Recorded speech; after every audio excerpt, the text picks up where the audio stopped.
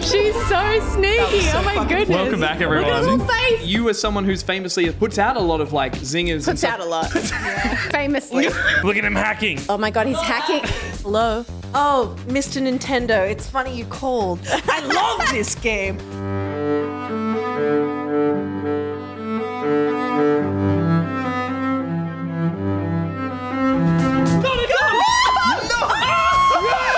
The click, baby, the click. Wow. And you know what Aphrodite wanted? I just want sex. Here she comes. That's Scotty.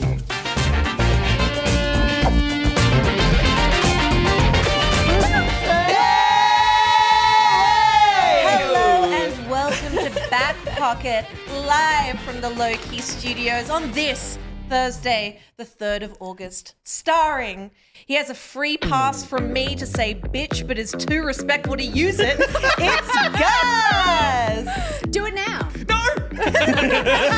She's got 3 shirts with her and she's wearing the insert shirt description here. It's Steph! Yeah, nah. He brought a bag of strawberry clouds that I ate a whole lot of. It's Josh, featuring Will, Liam, and Jess. We got a whole damn audience. Look at those creepy and men also in the dark. Pete's there too. Jess isn't there, but Peter's Jess there is with there wine. though. We can see Jess. Peter's checked out. I can tell. He's a very good boy and he loves his mum and dad, and his being here has made my whole week. It's Nicrotex! Yay!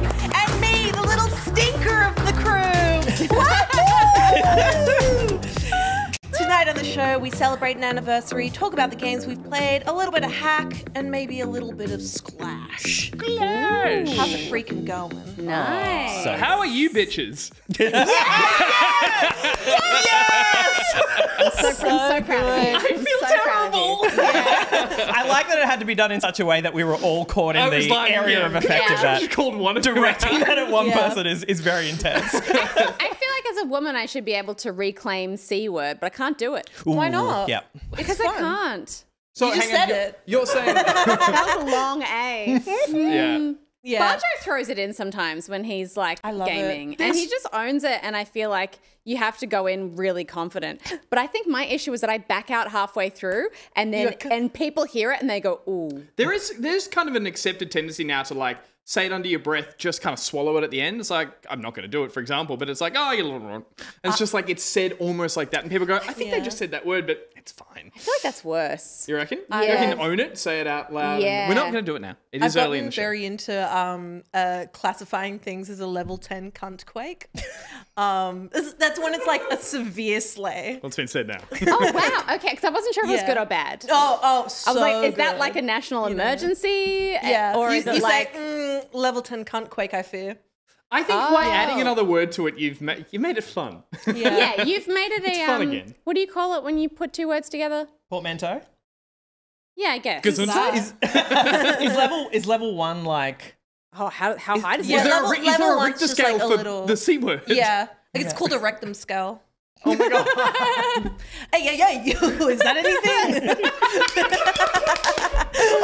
We should say, we decided... I get no respect. We decided, I don't know if this has a correlation to Ruby joining the team, but we decided to pivot as office banter from if you're suggesting something to the team or coming up with an idea, we'd often say, not this, but this, as a way to kind of like self-neg yourself to be like, it's a bad idea, I'm really sorry, I'm putting it on the table, I'm just saying like, what if this? Like it's not this idea, but it's something like that. Yeah, and Yeah. it's like, it I feel like I'm on the right track towards Yeah, something. even saying that Yeah, would be yeah. better than not this, but this. Yeah, because yeah, yeah. that just implies, like, I don't have confidence in my idea. Sure. And that's me as a person. But now we've decided to go with the classic, almost Seinfeld-esque kind of like, oh, is that anything? Yeah. So you throw it out there, dead silence, and then you're kind of like, is that something? I guess it's not. And it has that a confidence that it's a good one. It's Yeah. good. I want to stick with it. So I much like it. of comedy is like just saying something and trusting that it will land, which is why so much of stand-up is, and then this thing happened, because you're filling the space afterwards, and that way, if you don't let it hang, you're just like, There's no oh, that, dead air. yeah, that wasn't meant to be anything. It was just a thought, a throwaway thought, and now I'm moving on to the next thing. But sometimes you can also get away with like saying something, and if it doesn't land immediately, go, eh?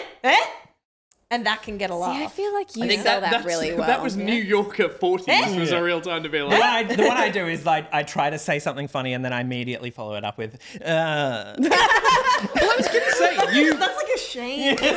Like, but like famously, first of all, so much. a shame deflate. Yeah. First of all, welcome back on the show, Nick. Thank you. Lovely to have you back. Thank you. I'm so glad to be back. And I was going to say, you as someone who's famously, as part of this show, puts out a lot of like zingers and Puts stuff. out a lot. But I've always said that about you. Yeah.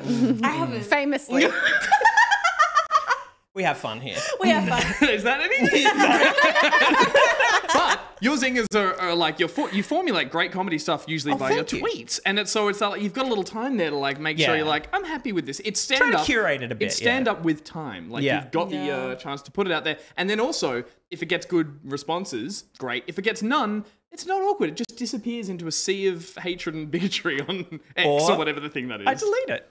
Wait, okay, that's Do what I you? was going to ask. Have you deleted? I love I have deleted tweets before. Actually, no. So here's the thing. I recently got a Blue Sky account. Oh, sure, yeah. And the first thing I did was I was like, okay, what if I just took all the tweets that got ignored Oh, I saw that this. I thought were Yeah. pretty good? that you thought were bangers. Yeah, that I thought they were them on okay. there. So my first Blue Sky post, Bleat, I don't even know what it is. Oh, no, it's a skeet. Skeet. What the fuck? Of course I it is. know. It's a skate. Yeah. We had this conversation last week, and then Baldur said, "Isn't that a porn thing?" And someone said, "No, that's scat." scat. And then we all went, "Oh, Oh, yeah. And then I said Scatman. He giggled. That's our dynamic. yeah." Skeet is like, skeet, skeet, motherfucker, skeet, skeet, goddamn. Yeah. Everybody in the house get low, get low. Oh, wait, terms of service. Never mind. Imagine if we got DMCA'd for that.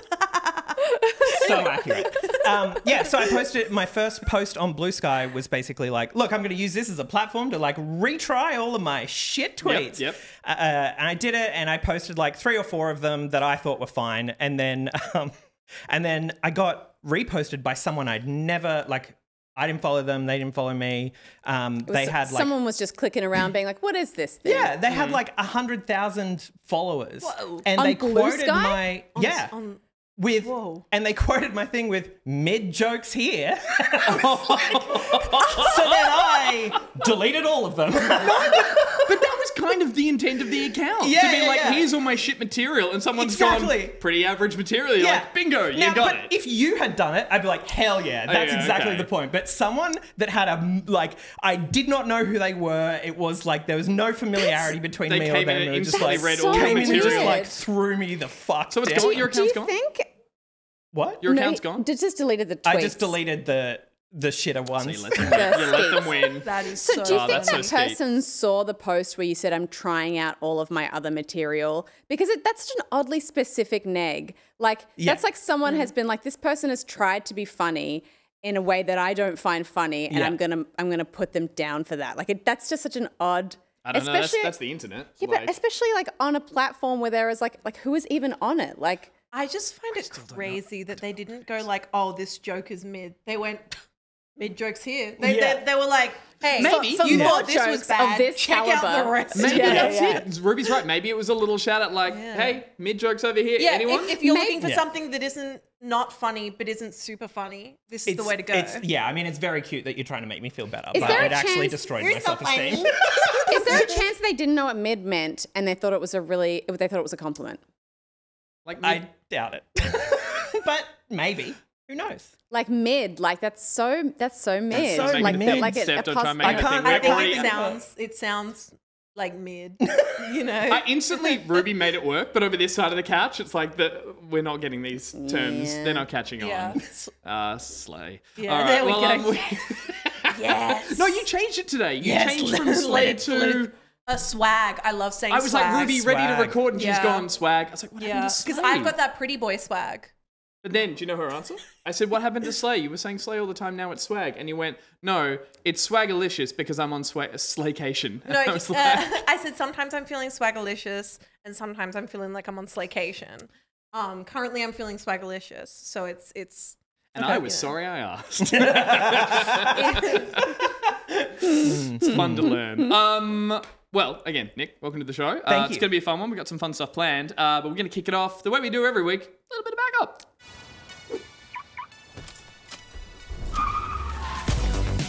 Coastal says, "Hi, Josh," in all caps. It wasn't me, buddy. It's Peter. Peter's playing some silly buggers. What did he do? What's he doing? He hacked into the screen behind you guys. He with writing hacked stuff. into Yeah. the screen?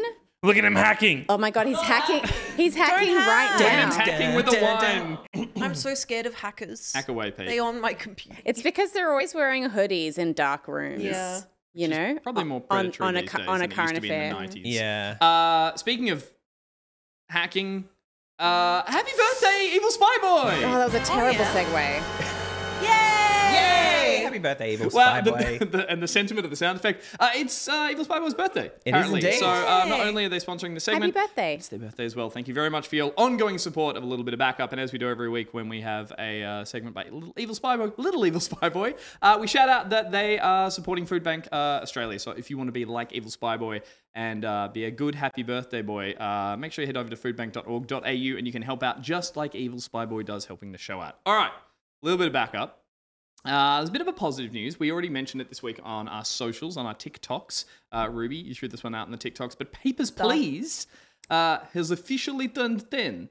I don't know if it's just a generalized Russian accent, but I've got a big article here and I can do it in the accent if you'd Please. like. Yeah, Yes. sure. Yeah. Let's see how we go. The Ministry of Scheduled Celebration Pandariza Astotska? Arstotska. Yeah. Wishes Papers, Please a happy 10th anniversary. The Ministry of Scheduled Celebrations I'm not doing that. Congratulates Aristotska and the Ministry of Gave up so Administration for 10 years of service to the Gersten border checkpoint. A nation is defended by its borders, and the checkpoint in West Gersten represents an unparalleled success in representing Storska. The game's 10 years old. And it was a really, really good game. And, brilliant game. It's being celebrated. It's on every platform. It's on sale, I think now. It's down to $1.99. And it's on mobile. I didn't realize this. Yeah. It is like It got completely rebuilt for mobile. And the thing is, it works better. really well as a mobile game because you can do stuff a lot faster. Yep. Because it's all like in your hands. Yep. It's sick. It's just like when I played The Red Bull's kicking in. when I played Turnip Boy Commits Tax Evasion on Xbox, I hated it because it felt wrong. And then I played it and finished it on phone because it just felt so phone. much better. Yeah. I play on phone. Well, this That's has also been where I commit my tax evasion. I'll add that one to Blue Sky. That was such Yeah. that was such like a hipster indie band sentence of just like when I played what is it, Turnip Boy Commits Avoid Tax tax Evasion. I do it on phone. Yeah, I do it. I do Do it it on phone. When Turnip I do it on phone. When I It's like, play When- Turnip Boy it's not the Commits true Tax experience. Evasion, I Well, do I it on assume phone. everyone here played Papers, Please at some point. You Duh. reviewed it back on Good Game, which we called out because your review. I'm in the Wikipedia page You're in the Wikipedia. saying that it was saying that the tasks were you said menial, tedious. tedious. You said it was which they tedious. are, but on purpose. Which, just quickly as a side note, shows how shit it is to be pulled. You're not totally out of context, but there's not the rest of the context of your review. Oh my! The amount of back of the box reviews we had because Yeah. like we might have been like, okay, the game is like fundamentally broken. You know, I couldn't recommend this to anyone. But honestly, I have to say that the final scene, you know, had a funny moment and that was awesome. And so then it'll just be like, awesome, good game, 5, like, and then like it quotes. Well, And- this was the opposite of that. This was them saying the reception was mixed. It was positive, but there was some mixed reviews that said, oh, some of it wasn't as great. And that was you, I think, saying, oh, you found it tedious, but you were like, the narrative is compelling and the story is great. And it's a great game because, again, if you haven't played it, check it out. But yeah, that was your little out of context line, which I felt was unfair, but we just thought we'd shine a But I spotlight assume on. you were saying that it was tedium by design, right? Because the game is meant to lure you into like, paperwork. yeah, yeah, I think so. I think also it was a time when I hadn't played a lot of games like that, and I was still kind of coming to terms with the fact that like, oh, this is trying to make me feel a certain way on purpose. yeah. And I was like, it was like, you know, like when Dear Esther came out, we were like, what's the point of this, you know? And it's like sometimes things are just exist to make you feel a certain way or to give you a certain experience, and then it's the way you feel about it afterwards as you reflect back on that that is kind of the important thing. Sure, Like yeah. the game isn't designed to be, it's not meant to be fun doing that paperwork. We were pointing out being empathy games was the term that we read up on, or that was in the... And it's where a lot of kind of games shot off like that. Like I think another really good example of an empathy game is a little game called Undertale. I get Which when it has an anniversary, you can do all the TikToks. And I'll do all that. the Yeah, once that items and comes up, I'll everything. do it. But like, Yeah. I feel like Papers, Please very much like kind of shot off that decision making that like comes from the heart. But even then, when you do, when you make these decisions in Papers, Please, there's kind of no good option. Well, I was going to say, it's like Yeah. there's been games that have toyed with the idea of there's no right way to do this, but that game did it in a particularly fantastic way, which was the time limit always broke me. The amount you could get through every day, that was the thing that I found like really, really compelling, but it made me feel sick. Like the fact that I was trying to do all this and it would speed you through the overcomplicatedness of the paperwork, and I just You'd have to do in a certain amount of time, and it would shut the gate on the person you were halfway through doing if the timer ran out. We're pointing out as well that obviously the game is available in lots of places. If you haven't played it before, you really should. But it's also been turned into an LCD handheld in a browser. Oh, I played Oh, wow. This is It's so phenomenal. It's insane, isn't it? So basically, this has been designed to be just a sort of a simplified version of it, where you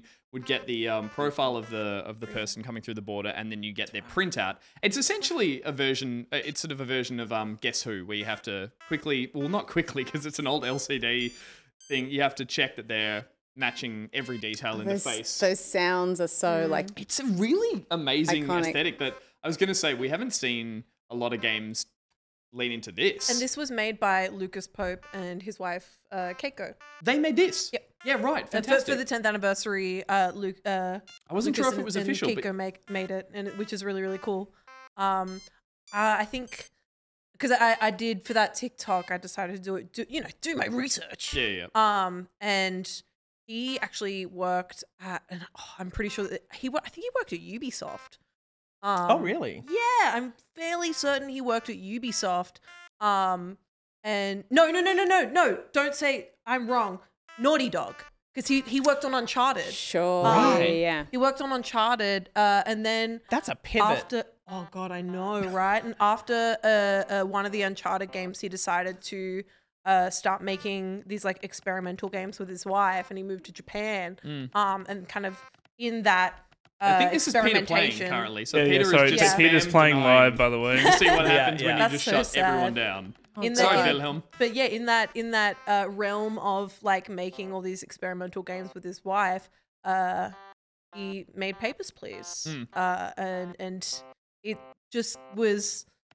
I honestly believe that there is still nothing like it to this day. Yeah. It was such a True. bold choice for the time as well, yeah. because it was just, because even then I think in that review we were still kind of wrestling with, but video games are meant to be fun. You can, if you Yeah. go back and watch that review, it's quite interesting. You guys don't dive into it with the same, I think, sort of, the hindsight that you would have now to be like, there's No, games for that have given you sure. so many more moral grey areas and things to play. You're kind of nervously like, is this a game or is this work? And you're totally right, but within the context of when you reviewed it 10 years ago. But also I think there's so many more indie games now that I've played that have colored the experience of how I like approach a gaming experience. Whereas back then it was kind of like there were big AAA games, and then we had a lot more kind of AA filler, and then we had a few random indie games and stuff like that. But something like this was pretty rare. Yeah. So yeah, it's awesome to see that it's kind of like continued to pick up steam as it's lived its 10-year life. As I was saying, again, it's written here in kind of like a ministry speech, so I'm having some difficulty translating it. But essentially, there's been a big push on the 10-year anniversary that it is reduced to $1.99 until the end of August 11th on most, I think, all platforms. And if I'm getting this right, but it's been written strangely, they're donating a huge amount of money to the International Rescue Committee. So they've written here, the Ministry of Giving has secured a donation of $100,000 to support the International Rescue Committee and their mission to help those affected by conflict and disaster. So I think as part of celebrating this game and also what this game represents, and also it's quite relevant today, or even more so now than it was back then.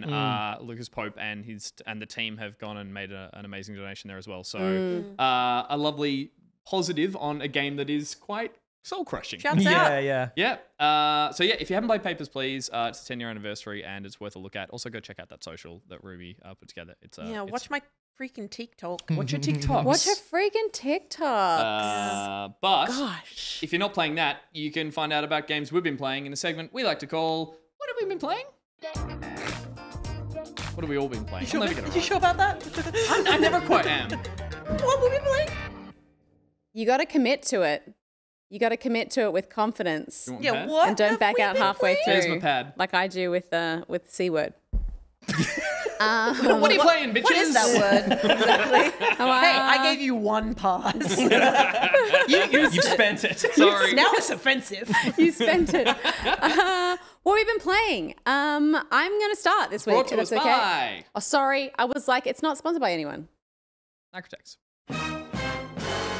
I thought we had this conversation literally moments We ago. did. You were here, but you weren't here. Yeah. I was telling you, I was like, I don't think this is going Yeah. in, but it'll see. You were- Really? Yeah. I think we all sounded like, you know. Funny. That's funny. Well, I told the blue sky story, so That's your tweet. there we go. That's your That's tweet. true. Mid jokes. The only person we're pleasing with jokes. that sake of doing that is you. So if And you're you're happy already with that, here. you're ready to I'm move totally on. happy with that. Done. No, I had a tweet. I had a Did tweet. you? Only Yeah. because I thought it was funny and relatable because it's something that I've done before also. And I think the back pocket community will find it. How do you feel Funny. about being in a room and having a tweet read to Yeah. you? It's written not the by first you? time. It's not the first time. Yeah, but how does and- it feel? Ooh. Well, Yep. surely it affects how you tweet. It does. It does. Do you feel How? the pressure to make your tweets not Oh. mid? Yep. And having someone call them mid after I've been making mid ones for 2 years. I also want to point out, first of all, Josh, amazing work with the sound effects. Second of all, Melodic Storm pointing out that was a great sound effect. And I just like every time Steph realizes she's blanked on something for that to be the sound effect of like the full realization. Like you were due in studio 3 hours ago. That's a more accurate I don't- representation of what it's like. I don't have Yeah. a button. It's tied to the. It's tied to the the slice. wedge. To I'm the sting. sorry. Yeah. I thought maybe we were on the same level there. Okay. Tweet from Nick Belling on the 31st of July. Today I learned that if you stream for a total of less than 5 seconds, it doesn't show up in the Twitch channel VODs. In other news, I definitely didn't accidentally stream for 4 seconds of me testing my microphone to Backpocket's 11,000 followers. Oh, did you do that? That was absolutely a That's thing. If such you a went slay. over 5, we would just think 'Cause you it's- need to keep going. it Like sends- you're Yeah, on for 2 hours now. Yeah, Go. yeah. It sends the email out. That's the thing. Yeah, it sends yeah, the email yeah. out. Because I did it once. I was sometimes I get requests from like, hey, it's like Sam, our year 12 school is graduating, and we all really love Spawn Point. Like, it'd mean the world to us if you could just record us a message being like, well done, year 12, whatever. Like, and then call us noobs. And I'm like, sure. So like, you know, on OBS, and I've now changed this thanks to your recommendation. Start streaming and record they're right next to each other. Yeah. Yeah. Crazy. So I must have just hit And start. it's start streaming, start recording. So there's two Yeah. starts there. They're- So And there's they're this the, little- like, It the looks the words are same. pretty much the same width, and it's very like. So I had a setting to be like, never let me hit start streaming, but I'm on a new computer and I haven't streamed on that new computer. All those and so settings, I was yeah. just like, all the settings are gone. Yep. Nah. Oh my god, yeah. So Yeah. I went live and was just like, hey Sam and everyone at such and such high school, just wanted to say congratulations. You got through year 12, and whatever you got coming up, I'm sure it's going to be amazing. You're all a bunch of noobs. You should drink from the noob cup. No, sorry. What's Hey Sam. How many takes did you get through before chat started being the fuck is going on? Well, I didn't see really chat good. because I didn't have Twitch up. So course. I just got I got pinged on Discord a bunch of times, and then I was like, God. ugh. It's a very used story. Yeah, that rocks so hard. So good good. good thing that's all it was. Well, thank you for sponsoring the segment. Of yeah, course. yeah, good times, good times. So lots of games that I've been playing, and it was hard to kind of narrow down on what to talk about. But Stray Gods came out today. Actually, I don't know when it specifically released. It's out. It was about half an hour ago or so. About half an hour ago. There you go. I managed to get a code for it to play it a little bit earlier than that, but I haven't played enough of it to like, Sure. you know, Remind me what this is again. This is a Aussie-developed game, a narrative game that is also a musical. And so the choices that you make generate different musical numbers that have choices throughout that change the nature of the song, the story, and ultimately the outcome. So Stray Gods, it's sort of set around this idea of Greek gods. My favorite moment from when I was streaming the beta was when a character is introduced and she made some strange comments, and I was like, she doesn't seem like she's human, like she might be like an alien or something. Like she's some kind of like spirit, and then chat was just like, the game is called or a stray god, and I was like, It's like a creature of some sort. Also, you might be right, chat, but I'm not sure about that. So the central character, Grace, is incredible. I really, really love her. I think she's a really great main protagonist. And she gets involved in an incident that happens early on in the game, and then that kind of spurs her on a journey with these Greek muses and the sort of Greek chorus, and sort of wielding the power of music to sort of show how, I guess, art and music can affect people and sort of change the course of someone's life. And yeah, I would say that's kind of the core message. All of the characters are voiced by top-tier voice actors that we all sort of know and love: Troy Baker, Laura Bailey, Ashley Johnson, bunch of Ralph Coley. Right? Yeah. I think I said in the when I was sort of played the This was a beta or a demo? Sorry, when I played the demo, okay. that I feel like one person must have signed on because they were like, "Oh yeah, a musical game sounds cool," and then roped all their friends into it because they're all such buddies. Yeah. And Austin Wintory has composed the music for it.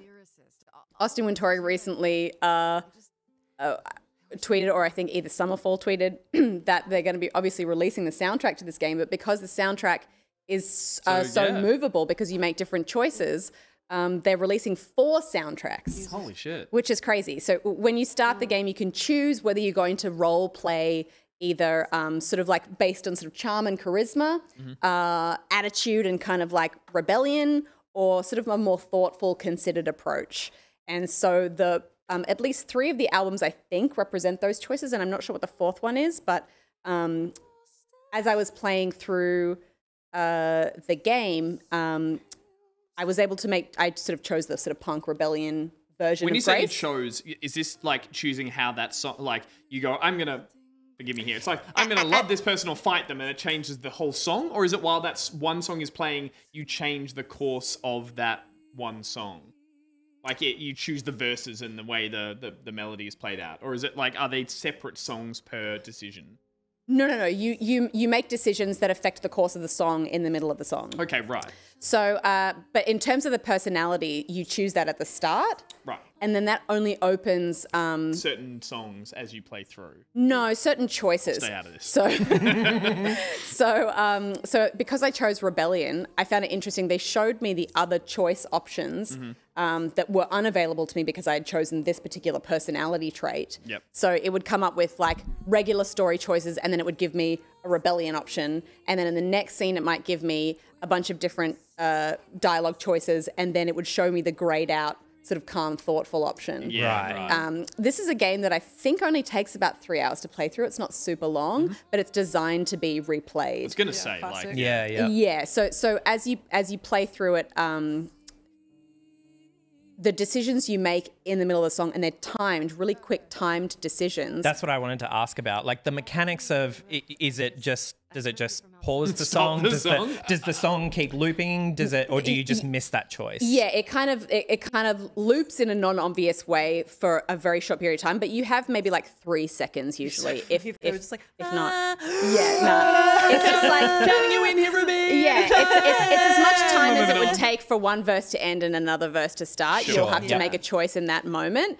And then depending on the choice that you make, and there's a bit of, and there's like a delay. So the choice that you make is going to inform the next thing, and it gives it a bit of time before you sort of see that effect play out. Right. Okay, it's not like you say something and then immediately goes blah. But it changes the sort of often like the tempo and the tone of the song depending on the choice that you make, which character you choose to side with in a conversation, and it sort of changes the course of the story in a way that you, I guess, are kind of pushing more down a certain avenue with these kind of musical choices. Yeah. I did feel like, and I don't know this for sure, but I did feel like most of the songs, even though they had different like kind of branching avenues that you could go down, kind of ended in the same central choice. Sure. Okay. So a roundabout way of getting to these maybe one or two different endings. For the song. Like the diamond style decision tree. Yeah, like for example, I'll use the song from the demo because then that's kind of, you know, less of a spoiler, even though this isn't really a spoiler. It's more like, you know, you're choosing to side with Pan, one of the gods, or your friend. And throughout the whole song, it's kind of a push-pull of your friend saying, we don't know what this is about. You can't trust him. And you have the option to either side with your friend, or Pan saying, you should join me and we should, you know, be powerful and do things together. And you just need to lean into your power. And then you have like, I'll be fine on my own. I can do whatever I want as a kind of another option. And I played through that song a number of times of siding with my friend or just doing what I wanted or choosing to side with Pan. And the song took different paths each time, but it always ended up with the same central choice of, are you going to side with Pan or Yeah. So regardless of how many, it's not like it's like an irrelevant journey because the song changes and the role play changes and your experience of that song is totally different. But ultimately, I think it still comes down to that same central choice at the end that is going to happen regardless of what you choose to get there. And is the choice at the very end of the song a choice that then sends you down a different path of like choice A takes you down these soundtrack like set of songs and choice B gives you a different path? Yeah, I think it opens up paths for you. I can't say for sure again because I just wasn't able to finish it. And I'm sorry to interrupt there, but you played the demo. Did you get further than the demo? Or it's still, was the demo the start I got again? further than the demo, but also the demo wasn't the start of the game. The demo showed us you sort of some slices. Cool. Okay. Which I remember sort of realizing in the demo because I was like, oh, these scenes don't really connect. But these gods who look a little lost, and I'm just not sure what I'm talking. Strange aliens or something. Are they from space or something like that? Maybe a cave. Is this girl a ghost? And correct me if Game's too short. It's a demo. Quite a few people in the chat have mentioned that a friend of the show, Montaigne, also worked on the soundtrack. Composed really music, cool. worked with Austin Wintory, which is really cool. When we had them on, we were talking about the demo, I think, essentially. Yeah, or maybe it was the week before. Yeah. So I feel like it'll be interesting to see how weighty the choices are because I did lose my save, but I think it's because the game came out in a time when I started. Oh no. And then when I shut the game down, I think it updated to like this is the release version. And so I think that's why I was like, that's weird that I would lose my save. Yeah. And then I realized I got the email being like, Stray Gods is now on Steam. And I was like, oh. And that probably didn't happen to anybody else. Like just happened to be playing it as that happened. I'm really keen to see how, because you're going to finish this, but like by next week, I'm keen to see next week, like it's pulling off such a cool effect by making narratives these songs. I would be interested to know at the end of it, like if it really was, as you said, that kind of diamond tier thing where it's like there's lots of little choices and there's lots of little, I don't want to call them party tricks. It's an amazing effort to create music that has dynamic changing choruses and characters, but whether or not is it how linear it actually is, because I still think that is an amazing game versus the idea of branching narratives with branching songs is mind-blowing and potentially overwhelming and maybe not what they want to go for if they want to tell a really good story. I think it also depends, because this is the first time something like this has really been done, it depends what you kind of want to get out of this experience. I've read a few reviews for this game and they've all been like, I think like pretty, I wouldn't like not harsh, but quite critical. Like people have sort of approached this and been like, this is a cool idea. Not even gimmick, but like it's cool what they've tried to do, but it doesn't really stick the landing in terms of having a meaningful storytelling experience. Sure. You know, sort of saying Are they critical in a Papers, Pleasey kind of way? Yeah. You're just at the beginning of the musical RPG genre. This is totally a genre, and this is the first of its kind. Sort of people saying that maybe the character relationships aren't explored with enough depth, or can we get a bit more quiet on set, please? Better hush. I know. Can you be quiet? Thank you. And I feel like if maybe a bit more sort of credit is given to them for trying something so, and I feel like people do say that in their reviews. They're kind That's of like, been the consensus currently. yeah, this Everyone's is an super incredible, positive. this is an incredible feat. Like, this is an incredible thing they've pulled off. But then they're just sort of like, no, the characters just seem bland, or this just doesn't seem interesting, or, you know, Troy Baker gives a wooden performance, and it's just like, oh, come on. Yeah. Like, he's singing his heart out Yeah, there yeah. and going, you know, and trying to, you know, convey a character in multiple different ways and in a way that feels honest and thoughtful. And I don't know, obviously I'm biased. This is an Australian developed studio. I love musicals. I've been excited about this game for a long time. I'm really enjoying the experience. Yeah, cool. So for me to read a review that feels kind of snarky off the bat, just seems like unnecessary for what this game is trying to do. And as you said, it could also be, you know, on one hand, it could be seen as proof of concept, and the other as groundbreaking. It's like, and it is something they're going for, and I think it's worth criticizing with the sense that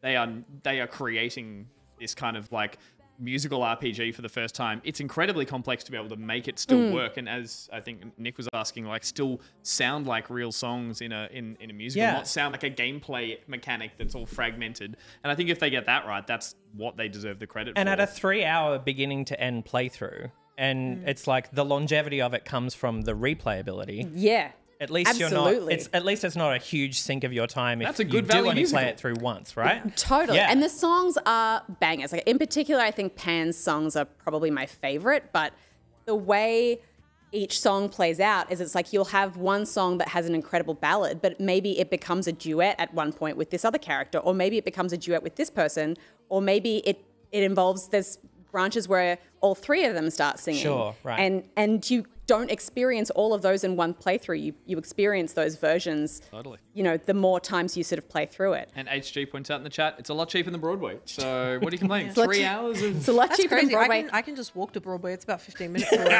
Yeah, and there's and Sing your heart out when you get there. something I haven't had the chance to explore yet is it's romantic. Like, you can make romance choices in the game. I feel like I already have an idea of who I want to pick, and it's hard for me to imagine not picking that person. But I like the fact that that's something that's kind of explored, and I'd love to see what the songs are between those two characters. So I'm looking forward to like. It's like an alternate version of a show, right? Like it's like going to see a show where the outcome is different every night, right? Yeah, like if on stage someone was like, "What should they do next?" and you could like make that choice. It'd be really cool. It's like theatre sports, but musicals, but also a video game. Don't play this and start heckling musicals, though. It's not the message we're going for here. It's No, not no, this, do it. but Yes, I think it's funny. Troy Baker gets to the end of the song and he's just like, "Is that anything?" yeah. Like Line. people are going to start covering these songs so quickly because I already like as soon as I sort of shut the game down, I'm singing the songs over and over again. Interesting. It's just, they're beautiful. Cool. Very cool. Speaking of Broadway, Gus, Please. hello to Fortress once again. Hey, Road Fortress. Notification. How you doing? Shut up, Fortress in the background. We've confirmed that that we are not with sound though, right? No, we definitely have sound, so you know, Oh, cool. hello to everyone. I mean, Ruby, you've already dropped the C-bomb, and that's the thing you're going for? Yeah. Careful.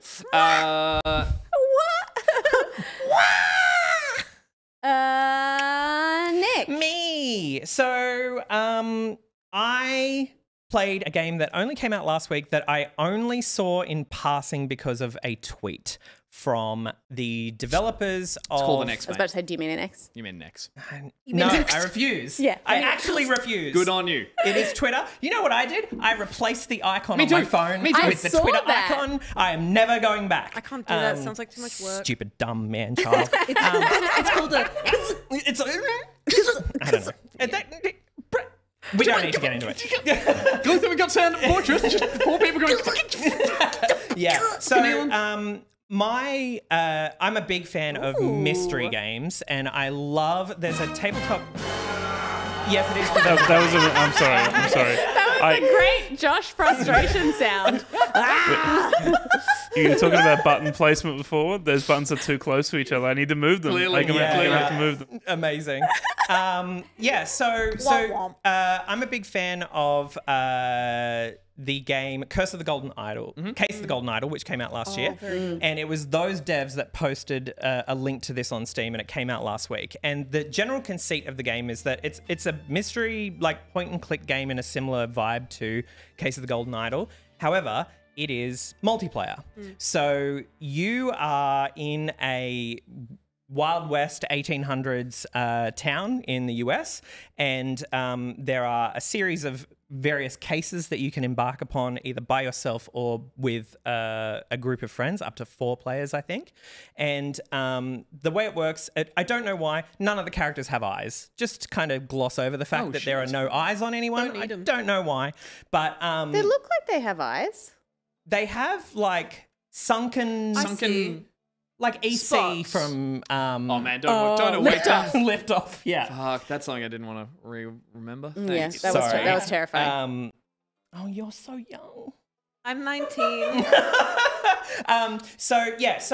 Essentially there are basically, it's like point and click, talk to characters, get clues, find items, and you know, piece together what happened. And like the tabletop game Sherlock Holmes Consulting Detective, which is one of my favorite tabletop games. Steph, you should play that. Which? Detective game. Sherlock Holmes. Consulting Detective? Yes. You've played it. I'm pretty sure you've played it. Yeah. You forgot you played it. No. I remember now.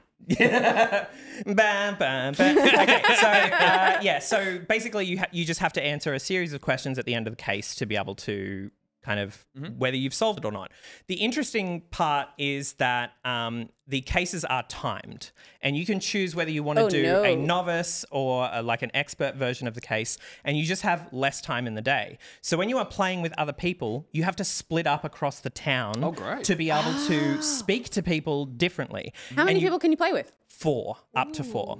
And if you're playing by yourself, for people at home who might have missed that. Sure, yeah. If you're playing by yourself, it also has Twitch integration, so your Twitch chat can help you. This is fucking made for you, isn't it? Yeah, I know, right? Wow. So your Twitch chat can help you like prompt specific characters for information or let you know about clues that are happening. Sorry, I'm gonna jump in. Are you all like running from building to building, meeting in the street, being like, I just spoke to her. It's fine. Yeah. I just found that this happened. So there's a lot of cool mechanics to assist the multiplayer element of it. So there, you can see in the dialogue box there next to the X button, there's a pin. If you pin something that someone says, it appears as a notification on everyone's screen. That's useful. Yeah. So the game has VC. I don't know if the VC is like proxy chat or not. I'm not quite sure. Because that would make that scenario very funny if you're like, don't go to the bank right now because I'm going to go right there next. So I just played with my mate James, and we were just in a Discord VC, so we could just hear each other the whole time. So I don't know if the game VC is quite like that, but yeah, it was just like we would go to different places, and then all of a sudden he'd be like, "Oh my god, the blacksmiths said this," or I'd be in the middle of a conversation with someone else, and I'd be like, "Oh my god, this lines up with such and such." But it has an interesting mechanic where also like it changes over time. So the first case you do is just one day, so there's only like one thing to find out, and that's the free case that comes with the game. And then every other case is made available to you as DLC, and only one player needs to own the case for everyone to be able to play it. Nice. So everyone just downloads the demo, and then one person buys the case. Yeah. So you play the case, and then your friend joins you, and then you kind of start, and then if it's a multi-day case, things will happen over the course of different days. So we played the first kind of paid case, and we were like, we know what happened here. We're geniuses. And, tried to solve it as best we could. And then day 2 happened, and it was complete, who we thought it was completely changed. And there was new information available to us. Are events happening during that time as well? Like if you leave a room, does it trigger anything? So no. So it's because of the fact that anyone can be in any room at any time. That probably makes it a bit difficult to do that. So the changes happen on the day changes. You wake up, you're hungover, you're in the what is it, the saloon, and you're like, everyone's not in different houses, someone's murdered. And is it like something happened overnight? Yeah. Was there a murder? Yeah. Or, you know, Very someone showed up in town on the second day and they have additional information. Oh, sure, yeah. Or characters have moved from place to place on different days. Gotcha. So, you know, you know, there is one character who is an outlaw and they have a lockpick, but on day one, the door that is lockpickable, there is a character standing in front of it. So you can't get into that room on that day. Yeah, okay. Cool. So in terms of how you use the tools you have to solve things. Yeah, that's right. And that's what's another thing that's interesting about it is that you can play as one of 4 different characters, and the characters in the game have different reactions depending on which character you are. Yeah, cool. So I played a sheriff and James played an outlaw, and the banker was very respectful to me but would not speak to him at all. But like the dudes on the street might be more responsive to the outlaw because they don't trust the cops. The cooperation aspect there is really cool. It's a game from an indie studio that I had never heard of called Infinite Wise, and I think this is their first game. And you know, there's like some UI things that could probably do with like a bit of touch up, but as a mechanically based game, if you strip the content out, the concept is really, really good. And I feel like you could adapt cases to any setting. Like it could be 1800s England I was or gonna ask, sci-fi spaceship. I was going to ask how either interesting or relevant the Old West town is, but it's a nice confined space with limited amounts of people that you would have to interact with. So I feel like it serves their sort of prototype of what this game style is really well. And you're right, could scale up to... Absolutely. We're just moving through the eras. It's like an old England town. And then it's like big city. But like, it could apply to anything. And again, why I pointed out this is such a U-jam that it is like, this is a board game. This is like a multiplayer board game that just has... And I'm going to talk about when I talk about my game, it's like... It's streamlined all the elements or the complications that happen from someone having to explain rules and forget what's going on and be like, oh, I've got this card. It's like automating all of that in a game in this case looks fantastic because the pinning of the information, it's not like forgetting things. It's like we can all check. I'm assuming you can all check that info together. Yeah. How did the like solving of the cases occur in a multiplayer sense? Is it like we think we have enough, we can just j'accuse kind of thing? Yeah. So at the end of the day, so the timer runs out, and at the end of the day, you have to answer a question, and then if it's a multi-day case, each day will add a different question. Okay. So at the end of day 3, you'll have 3 questions available and you will have answered the first and second, but you can change your answers. And the thing that's kind of interesting there is that you kind of have to come to a consensus.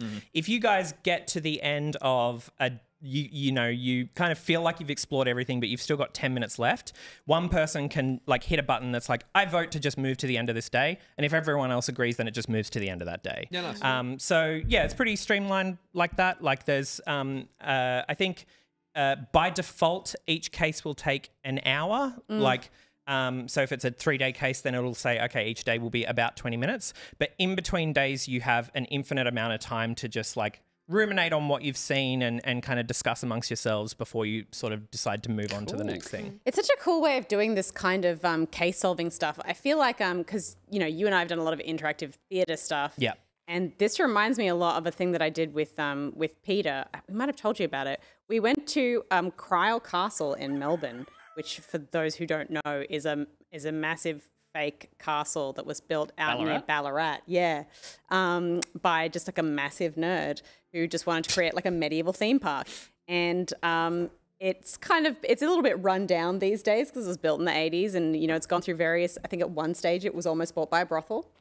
Nice. Which would have been an amazing, cool medieval brothel thing. That would have been awesome. But then I think they got some state government money, and it's now kind of like, you know, doing its medieval fair thing. And when you go there, you know, just on an average day, there's not like heaps to do. But I saw that they were doing this murder mystery dinner thing. And so we signed up for that, and they had this big medieval feast. It was amazing. We drank heaps of mead.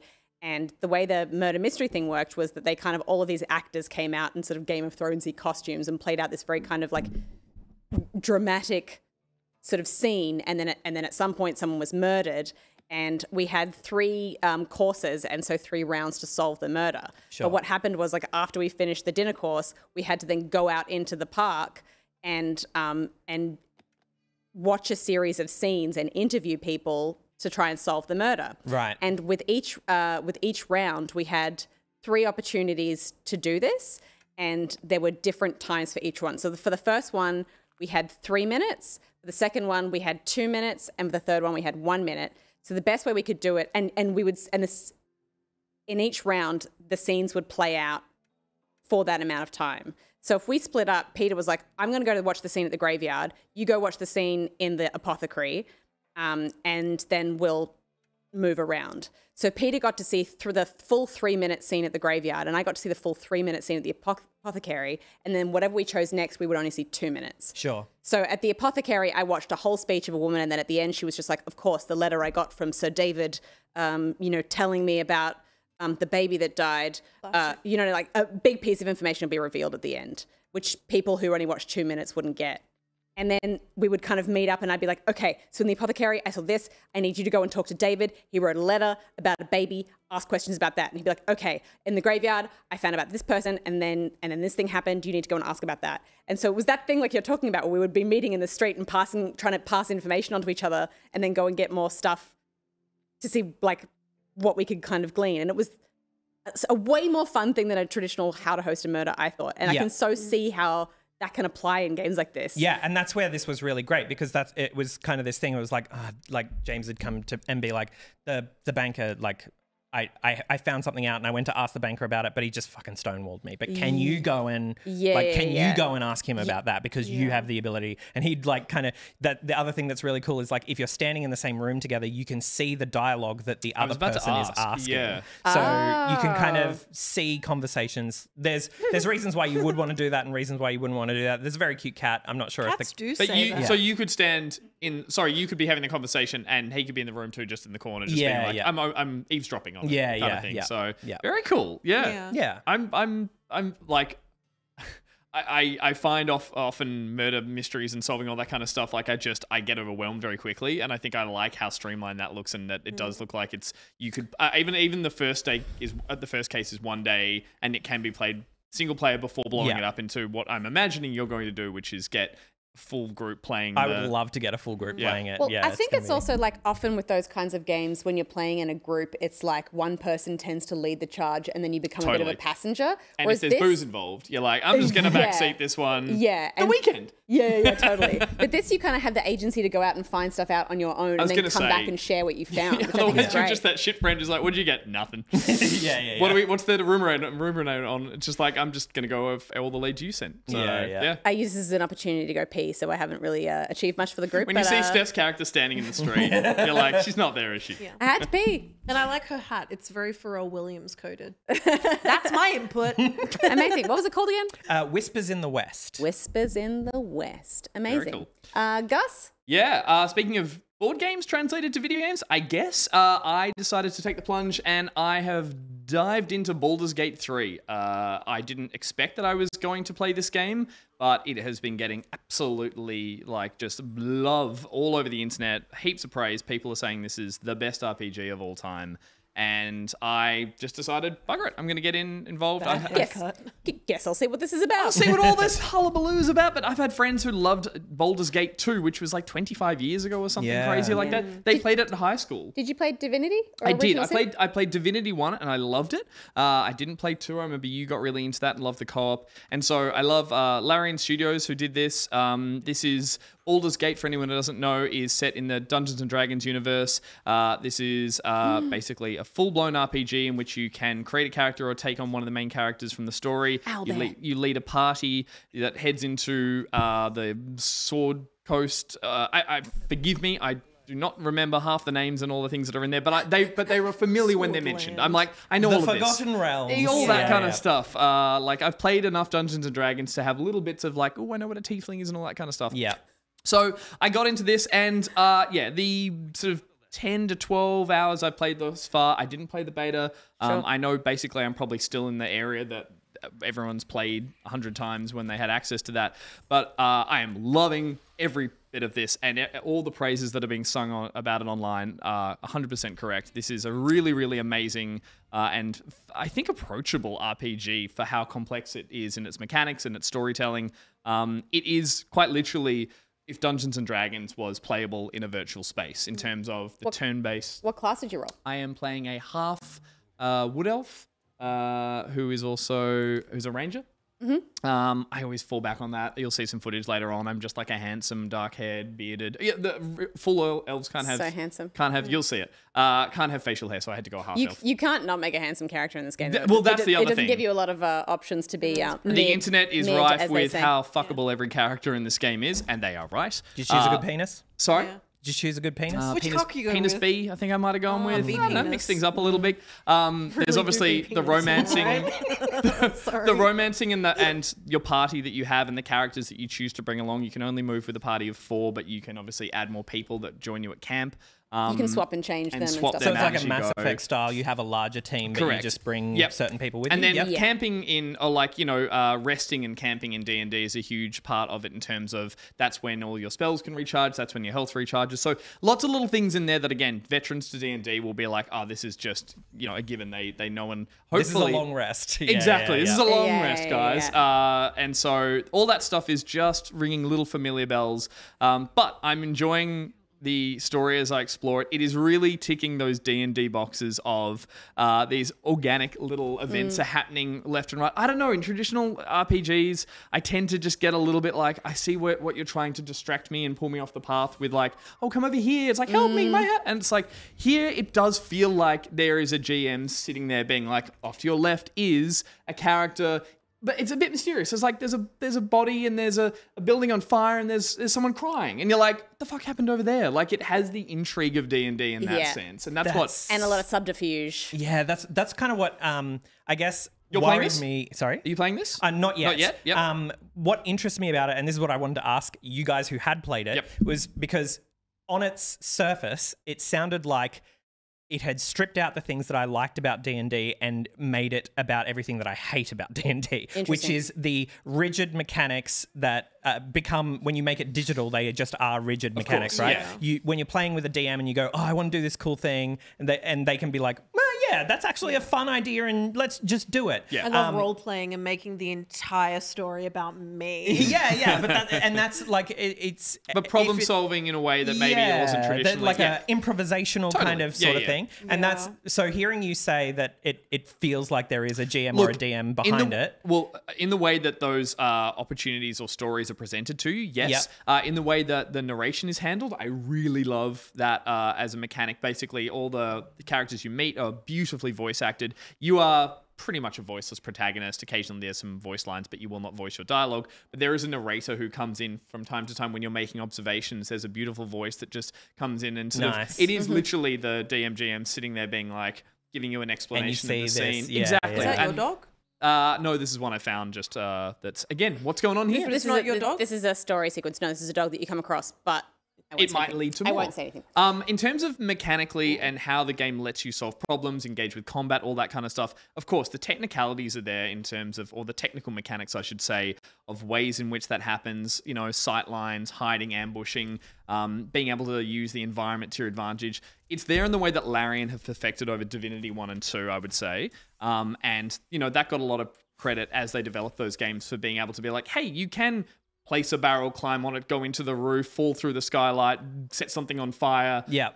You can do those things, but I think, it's always going to be limited to a degree. There's always going to be a sort of a streamlined way that your gamer brain goes, this is probably the way I should be doing I think this. that's the thing, right? Like, if it is streamlined, that's fine. I guess what I worried about is probably a thing that can't exist in a digitized version where, like, it becomes another person's turn and they go, let me just look at my spell slots. Yeah. Give me a sec. Yeah. I think the real issue for me, and I am guilty of this so much myself, because I think, like, don't discount Larian for their ability to let you think outside the box, because if anyone does, they do. Like, excellent. And it is only because you are limited by what you think you can do in a video game that you might not try what's possible. Yeah. But I would watch other people approach a fight and be like, what if I have this spell that allows me to add strength and lift a barrel, and then I could, and my mate stole a bunch of paintings and they're all really heavy, and if I put a bunch of heavy stuff in this barrel, like, none of us have a spell that's strong enough to fight this character, but I can just drop this heavy barrel on their head and then they're dead. Do you know what I mean? Yeah. Like stuff like that. Excellent. So like that emergent gameplay. Yeah, sort of, where you just awesome. try things. And that's not necessarily a thing that the devs were like, let's make this an option. It's just the mechanics exist in the world and people make use of them in creative ways. There's never going to be as many as there are in your imagination to have a GM say, I agree with that. But I agree with what Steph's saying is like they have opened up a whole system of mechanics that can be used together. And I would also say a lot of the time I'm discovering stuff through mistakes, through things happening that are outside of my control that I then learn something, how that interacts with this or what I could have done previously. So if I choose to re-engage or, scum save and go back and redo it, it's like I found things that, Can I ask something stupid? Of course.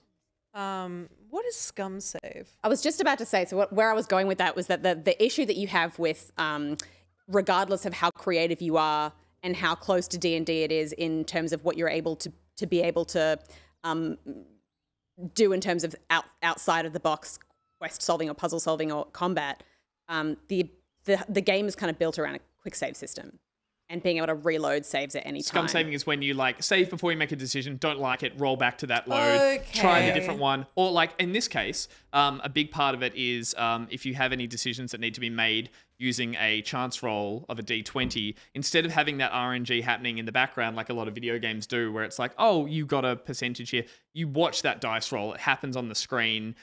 You then see the bonuses that you might have there through intelligence or whatever else. And then you can even choose to sometimes if someone has a spell, you can add an extra +1. You can still fail the roll, but you literally watch the roll. And I do love that. I fucking love the rolling of the dice. But you could just do a save before it, roll a fail, load that, roll again. And on one hand, it's good because it's because it's such a long game, you don't want to take risks and kind of fuck up this kind of journey or make an irrevocable mistake. And so you might play it safe, but because you can just F5 before every decision, you kind of let's just F5 and do it and see what happens, and if not, we'll reload the save. Yeah, and it's cool because it means you can explore more options, but it means that you're not really fully committing to any decision or role playing, and you could of course just make the decision to not do that and just roll and just take the dice where they lay. But I would say that's not a thing that would ruin the D&D experience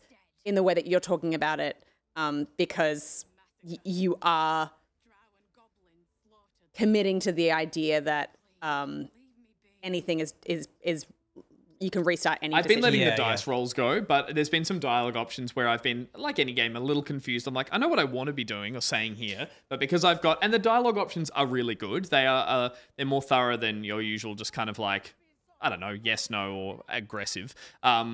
But I have chosen some and been like, that wasn't what I was trying to say, but just through that line of dialogue, I've reloaded those versions. But most of these situations, like here I fail a strength roll to get through a door because it's a burning building. I was like, all right, the character literally goes, you got to find another way in. And I was like, cool, there's another way in. And that would there's probably less game if I'd rolled it and just knocked the door in and run in. And so it's like, oh, I had to work out to pick up a water barrel and put out a fire. And again, that's not emergent, but it was still more than just I won the roll. Yeah. So those little moments that I've had thus far, and again, I'm very early on, there is a big story happening in terms of the mind flares. Your party are all infected with this tadpole, which people who played the beta know this, but essentially it's a cool narrative device that is saying all your characters have the same affliction, you're all looking for the same end goal. That affliction actually helps you communicate with each other in ways that it's really clever. It's in ways that when characters need to understand each other over something that would take heaps of explaining, sometimes the game's you have a little mind join and this thing that was really, you know all the details, your character knows all the details, you wish they did. It's they know all of that and they go, well, I guess you are trustworthy. Come along. It's the D&D thing of, and I tell them that. Exactly. And that's what I say. Yeah, and it was those. And I said that. Mechanically, that's really cool, and I'm into the story in that sense. But again, I'm early on, so I am just falling through a broken floor into my first dungeon. Sure, I am finding a goblin who's like, oh, I can't make my mind up about something. I'm like, oh, let me involve. I will say, and this is just purely to me, and maybe there are people out there who play games like I do, but I am cautious about how long I'm going to be able to stick with this game because there is an inventory system an inventory screen that just fills up with shit. There are characters upon characters that all have connections and names and relationships that my camp is full. I've got 8 people in my camp now, and I can only take 4, and they're all got questions at the end of every day, and I love being involved in the game, but my God, as an investment in time and how people have said this is a huge game, I have fallen off these games in the past. Divinity is a good example, and I'm nervous about, like, I want to stay in this. I'm really enjoying it. I think the key to that is once you figure out how badly you want to have sex with someone, because that is a really huge motivator. Have you met this I would tiefling? say. Yeah. Because the hard thing about... She's not wrong, folks. Yeah, the hard thing about this, well, it's not the hard thing, but it's just Is one that a thing? Is that a thing? Whoa, One of the challenges is that, like, all the NPCs that the game gives you to choose from all have incredible stories. Yep. But if you play with your friends and they all roll their own individual characters, then all of those NPCs just go to the camp and you only interact with them when you're resting. Yes. So you're not kind of taking them on the journey and experiencing those stories. You still get to romance them and have interactions with them and all that kind of stuff, but it's not quite the same. So I want to be able to play through this with my friends and have their friend experience, but then I want to play through it all again and just play through the stories with the NPCs. Well, I'm also doing that thing where I've got my party and I've swapped out one character, but I'm like, this is my core group. Like, I'm going to stay with you because I want to have these interactions and I want to have these story beats. What kind of interactions? Well, I was in love with Shadowheart, who's the character you meet at the start. I was like, she's got a wonderful voice actress, and I was like, okay, this is a character that's clearly a possible love interest. She's got a bit of a Morrigan vibe, you know. She's a bit like, she's kind of standoffish, you know. Then I've just met, and I'm going to pronounce it, or it starts with K. She's the tiefling barbarian called Ka Chattel Know It. Is it the red lady? She's the red lady She who is is hot. She is literally burning hot, Yeah, which is why that we can't have a rocks. relationship, Ruby, because her in I disagree. Her I'm in a coward. Karlak is fucking fantastic. She is this, like, have you met her yet in your run? No. She has the greatest voice actress. This like just Cockney British. She's just like takes no shit. She's got I think it's an infernal engine. Her heart has been replaced with an engine that is my burning God. hot, which is why Like she's Krusty the Clown. like, what? Anyway, point is, I won't go into any more detail because I don't have any more, but I've now kind of like, I'm at a turning point in the game where I'm like, oh no, and again, it's not just about who I want to fuck, it's who I want to have a relationship with and continue their narrative story. You do it for love. I do it for love. That's totally She the has no motivator. heart.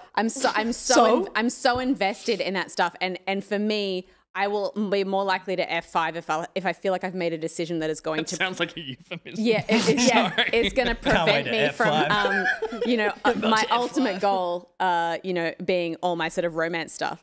The other thing that I want to... Sorry, are you an RPG fuckboy? It's like, this is done. There's a whole story. We're done. Just like, get up and Bye-bye. I am what I am. So I feel like the only other thing that I want to call out that is really cool about this and slightly overwhelming, talking about just the scope and the scale, is that you can choose a class, but there's also a subclass, and then you can multi-class. Yeah. So it's like... wonderful in the sense that, like, I always used to choose a rogue, and because I love being stabby, but then I get jealous of mages being able to do cool spells and stuff. So you can be an arcane rogue and have spells, but then also do stabby, or you can really specialize in just being a stabby thief, or you can play a paladin, and there's a cool kind of subsect of paladins called Oathbreaker, where you, if you the oath that you are bound to by your sort of paladin lore, if you break that in a roleplay decision, you lose access to your core power. But then you have a new story option that opens up for you where you can choose to be like, I'm a rebel and I've broken my oath and I'm going down the Oathbreaker path, and then you get like a new power. So it's like all these different things. So I chose to play a bard, which is crazy and very unlike me, but I thought I would be like a fun kind of like showmanship, and I like being able to play a lute whenever I want, and I do. And people throw money at you. I've been also watching a bunch of, when I got into this, I was like, oh, you're getting into this. I've been watching a bunch of video, like early reviews or D&D fans who are singing it a lot of praise. And essentially the consensus out there is that D&D purists are like, this is fantastic. This is the D&D video game we've been waiting for a long time. So that's awesome. Yeah, yeah, that's definitely assuaged what I was kind of worried about with it. Yeah. And I guess, it's one of those things where it's like, I just came off the back of a like close to 100% run through of Tears of the Kingdom, so I need to give a bit of distance before I jump into something I don't know, so man. huge. I finished Tears as well, and I was like, this feels like such a departure from that. It's like almost it's a cleansing kind of like Interesting. intensive Okay. game that does Okay. everything differently from that kind of Nintendo-fied version. Yeah, So yeah. Would I think, would you want to play this with other people, or would you want to play it by yourself? I feel like I would want to play it by myself just Interesting. to kind Yeah, of okay. Get everything. There's a lot to take in And as also well. so fuck much as as- many people as you want and have nobody be like, Exactly. whoa, he's My- up to my it. A reasoning nice for that- middle ground is to play it with one other person, because then you've got like a friend, just one person to coordinate schedules with, and also you can play each other. You can play their character when they're not there if they're cool with that. You can just make turns for them. But then you get 2 NPCs that you can kind of fill those slots and experience those stories. And Right, okay. So you kind of get the best Interesting. of both worlds. Yeah. Well, I was going to say, yeah. I'm talking about it because I've jumped into it. You're obviously going to sink heaps more hours into it, but you're playing majority of it co-op. Yeah, in a 4 stack. So yeah, maybe we're going to return. We're definitely going to be talking about this for a few weeks to go. So I think it'd be interesting to hear how your co-op version of it runs as well. We could talk about it all night. Ruby, what have you been playing? Oh, sorry, I think I'm getting a call. Hello? Oh, Mr. Nintendo, it's funny you called. I'm Whoa, actually this just is about a to talk full about bit. one of the best games ever released this year. Say hi to my uncle. Oh, yeah. Could you say hi to Nicrotex's uncle? My uncle Pikmin's works for over, Nintendo. So does Ruby. mine. We've talked about Pikmin. Yeah. Yeah. It was that. You heard Steph right. It's that one. Okay. I'll get back to you. It's actually really rude of me to be on the phone right now during the stream. Yeah, I can talk, but like I probably should get off the phone. Okay, you're breaking. Bye. You're breaking up. But bye. Sorry, that was so embarrassing. What a bitch. Pikmin Is that 4. Mr. Nintendo? I know. Okay, he calls me sometimes. It's crazy. And it's like kind of annoying. Like it Yeah, happens all sure. the time. Call I'm like, me Mr. Shiggy. Nintendo, My father's Mr. please." Nintendo. Wow. Yeah. He said that your uncle who works at Nintendo, he's really busy right now working on a very secret game where Mario definitely doesn't go to law school, but we won't talk about that. Okay. I've heard rumors. Pikmin 4. Please. Please. Please. I played this game. There we go, all done. Just freaking kidding. I love this game. We talked about the demo a number of weeks ago, and Oh, that was the demo. yeah, I played the demo, and just from that demo alone, I was like, I know. And I'm your gonna love save this. carries over, so you would have you've been Save cracking carries on. over. Yeah, Just yeah, Kept cool. barreling through. So I just Nice. kept Nice. going, and Same little pink spaceship yes, character. Love it. Same, love it. same pink team, same pink spaceship.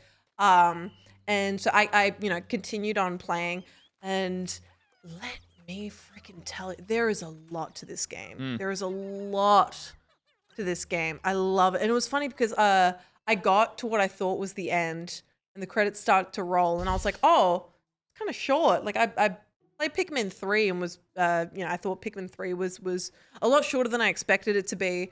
But then after the credits rolled, it was suddenly like, you idiot, you fucking fool. This shit isn't over. You're and then it Fake takes you out? back. Yeah. A fake It has out a ending? freaking fake out. So how much more of the game was there after that? I'm still playing it. What?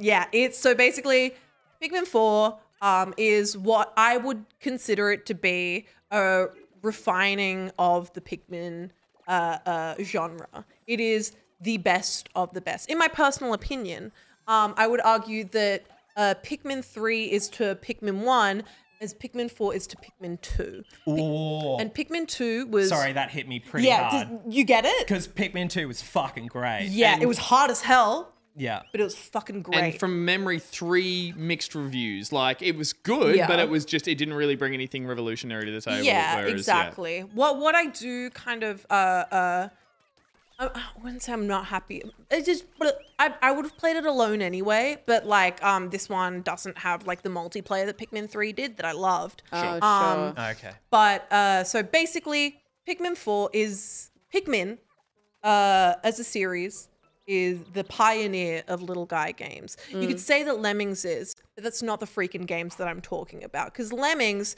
you're a herd of little guys. But a little guy game, you need to be a guy controlling an army of little guys. Yeah. You know, like Overlord, like Tinykin. And Pikmin is the one. Pikmin is the little guy game. And Pikmin 4 is a perfected version of the Pikmin system. And do it, what And Pikmins are the little creatures. Yeah. Pikmin. And if they were to have a voice, Yeah. Yes. And it's so great because, well, that's the thing when you're I hate that voice. on your way to go do something, the Pikmin will start singing in their little Pikmin voices the song. I think they sing a few different songs from the Pikmin series. Yeah, how good. So it's a nice little throwback. But basically, in this one, you play as a character in a rescue team, and a whole bunch of different people from different planets have decided to, go on adventures because Earth is reported to have, lots of treasures and shit. So everybody's going to Earth, but they all crash land. And so you, as a member of the rescue team, have to go out and find them. But you also crash land. So all of your team gets lost. And so it's just you and your boy Ochi. Ochi's the freaking dog, which you can control. You can control the dog. does Oshi have his own ship? No, he comes on your ship. Justice for Oshi. And yeah, he should get not only his own ship, but I think he should also get $1 million. How much is this game like? Because I've heard $1 million. I've heard It's $1 million. nothing but like heaps of praise on this game, and again, I think a lot of people saw it and saw the development time going into it and thought, okay, it's Nintendo doing what they do best, which is repackaging something and iterating on it ever so slightly and just reselling it too. But the consensus here is that this is kind of like it has brought everything in and made the perfect Pikmin game, as you're saying. But at what point? Like, because everything I've seen, it looks I'm like. Also nodding from like couch movements. How much is? And I know you're going to disagree with this. How much is there? Is it over designed in terms of mechanics, new things being thrown into it? Because that's something I loved about the Pikmin games is the simplicity of it. So, weirdly enough, the comparison I make, which may not be one that a lot of people get, it was a popular game, but I don't think it was popular enough in my opinion. I'm going to make a comparison to Ni no Kuni 2, which was the sequel to Ni no Kuni. Interesting. And with Ni no Kuni 2, there were multiple kind of game styles within it. So you had the JRPG, and then you also had the kingdom management, and then you also had the like battalion type situation. Because the first one was just like turn-based RPG mostly, right? It was a little bit of Pokemon, a little bit of like arena fighter, organic. But to your Little bit point, of Pokemon, to little your bit of point, Final they tried Fantasy. to go, hey, let's mix things up a little into and throw a lot in, which is my do a concern lot. with this one. But the thing is, it was done well. It didn't feel like there was too much going on in Ni no Kuni 2. There was a little bit. There were like 3 or 4 different games in it, but they melded so well together and worked so well within each other. That I honestly consider Ni no Kuni 2 to be one of my favorite games. It rocks. Play it! And you don't have to play the first one to understand the second one. But with Pikmin 4, I can relate it a lot to that because they do bring a lot of different things in. Some back into Pikmin 4 and then some kind of new things. For example, one of the big new things, you got a dog, right?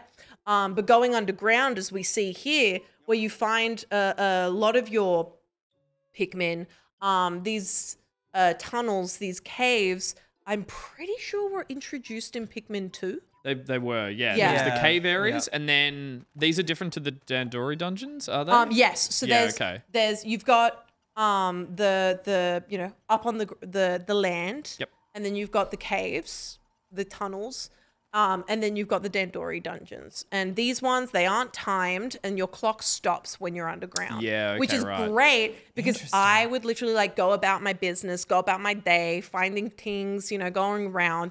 And then when I was like, oh, you've only got an hour left at the top, I would literally like run to the nearest tunnel and like jump in it. And then like I'd still have a whole bunch of the day left because I was just like in a cave. Time doesn't pass in the tunnel. Yeah. And time plays a big factor into the Pikmin series. Again, it's always been there as a like, you have this much time to get as many of the things done in that day before the sun sets and all your characters return to a ship. So it was like, it was an impetus to sort of try and micromanage all your Pikmin at once and work out. It's that good stress of being like, so today I'm going to see if I can make it to the battery. And while my team is doing that, while they're bringing that back, I'm going to take a secondary team to do this other thing. And like, again, it never really was like... Hard to hear a person who gets easily distracted by things. Yes, but it also, like, it was usually simple enough tasks, and it was never really penalizing you. You weren't losing out massively for failing those time. And you're also goals. still rewarded for having that kind of attitude as well. Like you're not disadvantaged by and doing that being said, I am very easily distracted. Just ask me when it comes to ordering something on Uber Eats for the show. Any night. I mean, ask Peter's dad. Ask Peter's dad. But basically, I get very easily distracted, and this game has kind of like snapped me out of it. Yeah, cool. Like I don't have a freaking choice. I've only got a certain amount of time to do stuff. Why do you think they haven't included multiplayer in this one? I would hate to play with another person. You said that you enjoyed it in this. I enjoyed it in the third game. I think it wasn't crucial to the game itself. But it wasn't and the game crucial. was a cool single-player game. They added multiplayer. They made a fun little additional thing. And again, like Ruby's saying here, I think it's like they have sort of perfected the things that worked in the previous games, and that was something that might have worked, but wasn't crucial to it being a perfect Pikmin game. Yeah, it was just fun. But there is like technically like multiplayer, a second person, similar to like the Super Mario Galaxy, when you could have a second person collecting more focused stars. on a smaller gamer next to you. That's more for kids. Yeah, you can have a second player like throw stones at like creatures that you're trying to get, which is really cool. Another thing, throw rocks. I think another thing that I also haven't mentioned is the night expeditions as well. Yep. So you can go out at night, which is like in Pikmin, going out at night is a bad freaking idea because you're gonna get eaten by the bulbs. And they never let you do that in previous games, right? Never let you do that in previous games. You go back to the ship and you go up and you go safe. At this one, you get to go out at night, which is where you meet the glow Pikmin. And I think the glow Pikmin, people are really torn on whether or not they like them. I love every Pikmin equally. I think they're all lovely. I think they all have something really special to them. I think I don't have favorites. I love them all equally. But the glow Pikmin are really, really cool because the night expeditions, you have to basically, there are these like towers which have goo in them, and you need that goo to like I don't want to spoil anything. No, it's fine. You don't have to explain. They're slightly tougher. You need the goo. And that's a sort of tougher mission. The creatures are a lot tougher, a lot spooky, scarier. Their eyes glow red, so you know that it's scary. That's a hallmark of spooky, scary night stuff. Oh yeah, eyes glow red. It's a big thing, but it's the glow Pikmin. I might be wrong, but I'm pretty sure they're like ghosts. They seem like ghouls. They seem like ghosts. And so I love them. I think they're really cool. Do you think that's been added as basically this is a fourth game in a series? People have grown up with this game. They might be after a slightly bigger challenge than these games have presented in the past. Or as you're saying, it's like there's a whole gamut of different versions of things of game modes in this now because it's the fourth game in the series. It's like you have to start expanding the roster of what you can do in this game. It's called Pikmin 4 because you got to do 4 things. There you go. There it is. Yeah. It's also like at this point, there still hasn't really been anything like this. Like I know you can say Tinykin is a lot like this, but I don't know that Tinykin had the management time factor. No. Tinykin it's is just like a exploring levels, right? And I say that with this love is still like for a Tinykin. AAA kind of like polished, multifunctional. And it's so funny this because genre. it's not that popular. And I think it's because the Pikmin series was like noticeably hard. And so people were kind of like deterred by something that looked so cute. I don't know why I have such an aversion to this. It just like I have no desire to go. I thought that with the first Pikmin that I played. So Yeah, the first one just looks kind of like approachable. Like the Pikmin game, like the UI, the way the characters move around, the throwing, the sort of the managing of little creatures running around you. Like it looks messy, and it honestly takes 5 minutes of playing it to be like, I get this, I gel with this. I know the control system is actually ingenious. The way these characters are kind of like introduced to you and what you are doing every day, as Nicro said, like in terms of the time management, it very quickly at least in the previous games, gets hooks in. And this one, from everything I've heard, people are like, oh, they're in deep. Like, people I are. think it's also like, Give it a shot. What's my motivation here? Like, I feel like I understand. Your motivation is that you're part of the rescue team. No, I and know you have that, to but I rescue don't really a bunch care. of Like, people that crash landed. when you played that game where you had the gun with the goo things and you were like murdering them all because you didn't care Slime about them? Rancher. Slime Rancher. Slime Rancher I didn't care for This Slime feels Rancher. like Slime Rancher to me, where I'm like, I don't care about This the will Pikmin. drip feed Like, you. If it was Legend of the Gobbos, I would. Yeah, the There it is. Gobbos, so cute and innocent, sweet little eyes, and they're all like trapped, and you save them. I was like invested in the Gobbos as an Watch ethos. these get eaten, and you'll be like, "Fuck, I need to save these little things." I would argue the cutest thing, though, not the cutest thing that happens, but like when that happens, you realize you have a connection to these little. And when you get to creatures. the end of the day and you get back in your ship, and then the Pikmin that you didn't bring with you, you all- see them get murdered. you see them out in You're the dark, like- you're like, it's oh, I fucked. fucked up. Yeah. Oh no, Yeah. I gotta save them. next This That does also suck. That Nintendo does suck. applies that like onboarding of however long, it's like an hour or something, and it gets its hooks in that way. Like it Yeah, just okay. slowly, it's like that was satisfying in a little way. That was satisfying in a little way, and an hour, 4 hours later, you're like, fuck, it's also satisfying and moreish in Are there a a way lot that of- I. But you know what? Pikmin has always been divisive. It is all. It's funny because I'm almost certain that it's one of Miyamoto's favorite games. It is. He's yeah. He will live and die by Pikmin. That man goes so hard for it. He does. But it is such a divisive Nintendo game. Like long lived Nintendo fans fucking hate Pikmin. And Loki it's Cat crazy. Wants to know is there a total lose condition? Can you lose all your Pikmin? That doesn't sound very Nintendo. I have I haven't lost that hard, so No one has. They I all don't love their know. Pikmin. Yeah. can't relate. I You am just wanna so Why do kind. you find out these for little, us? You these pick it tiny up. little guys. I'm a fantastic mother, so I cannot relate to that. I think the thing that it ticks, which might help people kind of identify it with it if it's turning you off a little bit, is I've heard it described once as, you know how when you go to bed at the end of the day in a Sims game, and you're Yeah. like, tomorrow I'm going to get up, I'm going to do this thing, I'm going to earn enough money at my job to be able to buy that new fridge so that when I cook my food, And then I can it's like- expand the room, it's knock that- the wall down, invite It's people that over. kind of like compounding thing. And if Yeah. that doesn't appeal to you, then like, Yeah, that heaps doesn't Yeah. appeal to me. I've never liked The Sims. But also, like Fair. you can in this one you can rewind the day like ever so slightly if you have a moment Okay, where right. you So it's- completely lose your Pikmin. And yeah, it's How also. far through are you? Do you Pardon? think? How far through are you? Do you think? I'm almost finished. Okay. I'm maybe. there's Maybe another because thing. I Second thought round I credits. almost finished and then Yep. the credits rolled and it came back.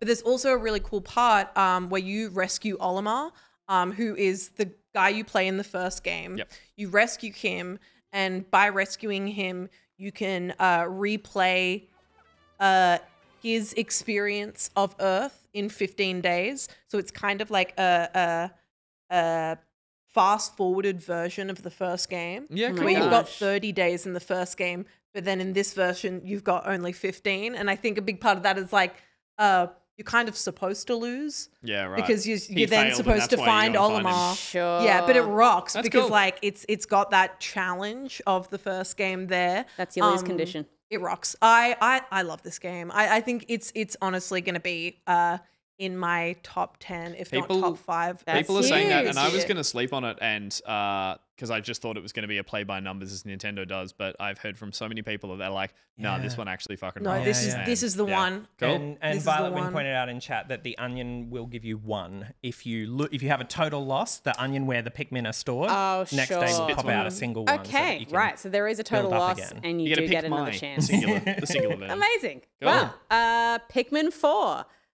Whispers of Doubt. Whispers of the West. Whispers of the West. Shadows of Doubt was a game that I played a while ago. Baldur's Gate 3. Yeah. And so far, we're thinking Tiefling Lady for you. Oh yeah. Oh yeah. Well, actually, I think I might have missed a crucial step to Kickstarter Heart, and yeah. So maybe it's just back to Shadowhunter. Interesting. Yeah, all I'll just right. fall Roll back. the I'll character just, start again. I'll F5 it. Scum save? Save scum? Yeah, I'm scummy. And I played Stray Gods. That's Cool. what we've been playing. We're going to go to a bake. Bake? Bank. Yes!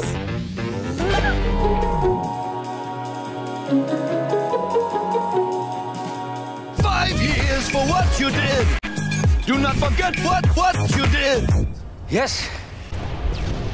Betrayal, betrayal, betrayal, betrayal, betrayal. No.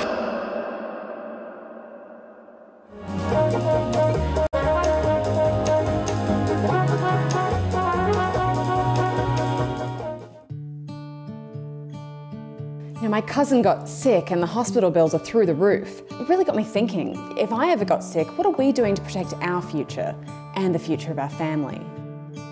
That's an understandable fear. And I think we should do one simple thing, and that's contact the Learn Programming Academy.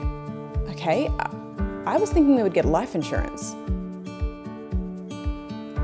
Get your exclamation mark Tims out in the chat, because over 1 million people trust Tim from the Learn Programming Academy to deliver high quality, quick and affordable tutorials on how to code.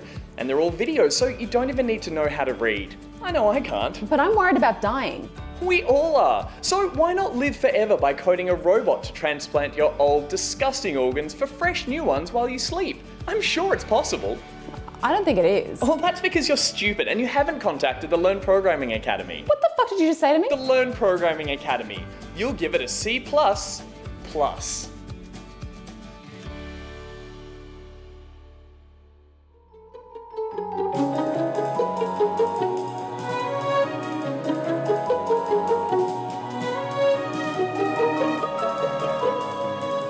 Baldur's Gate 3 is here, so I'm creating Bay characters I think Astarion would want to f with. This is Astarion. What do any of us want?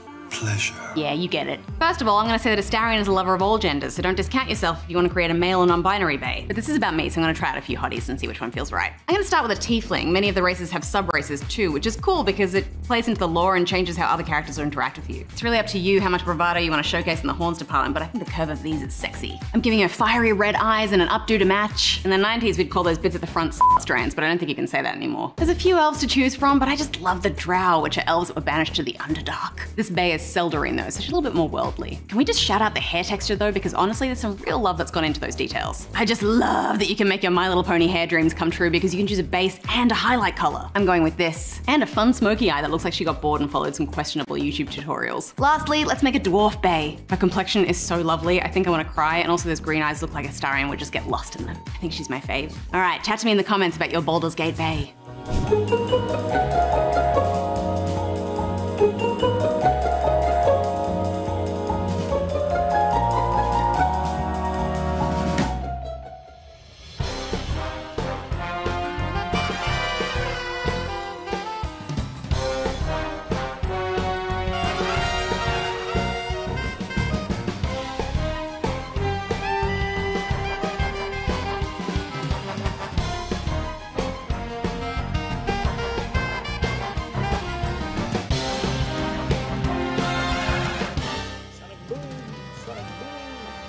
Up.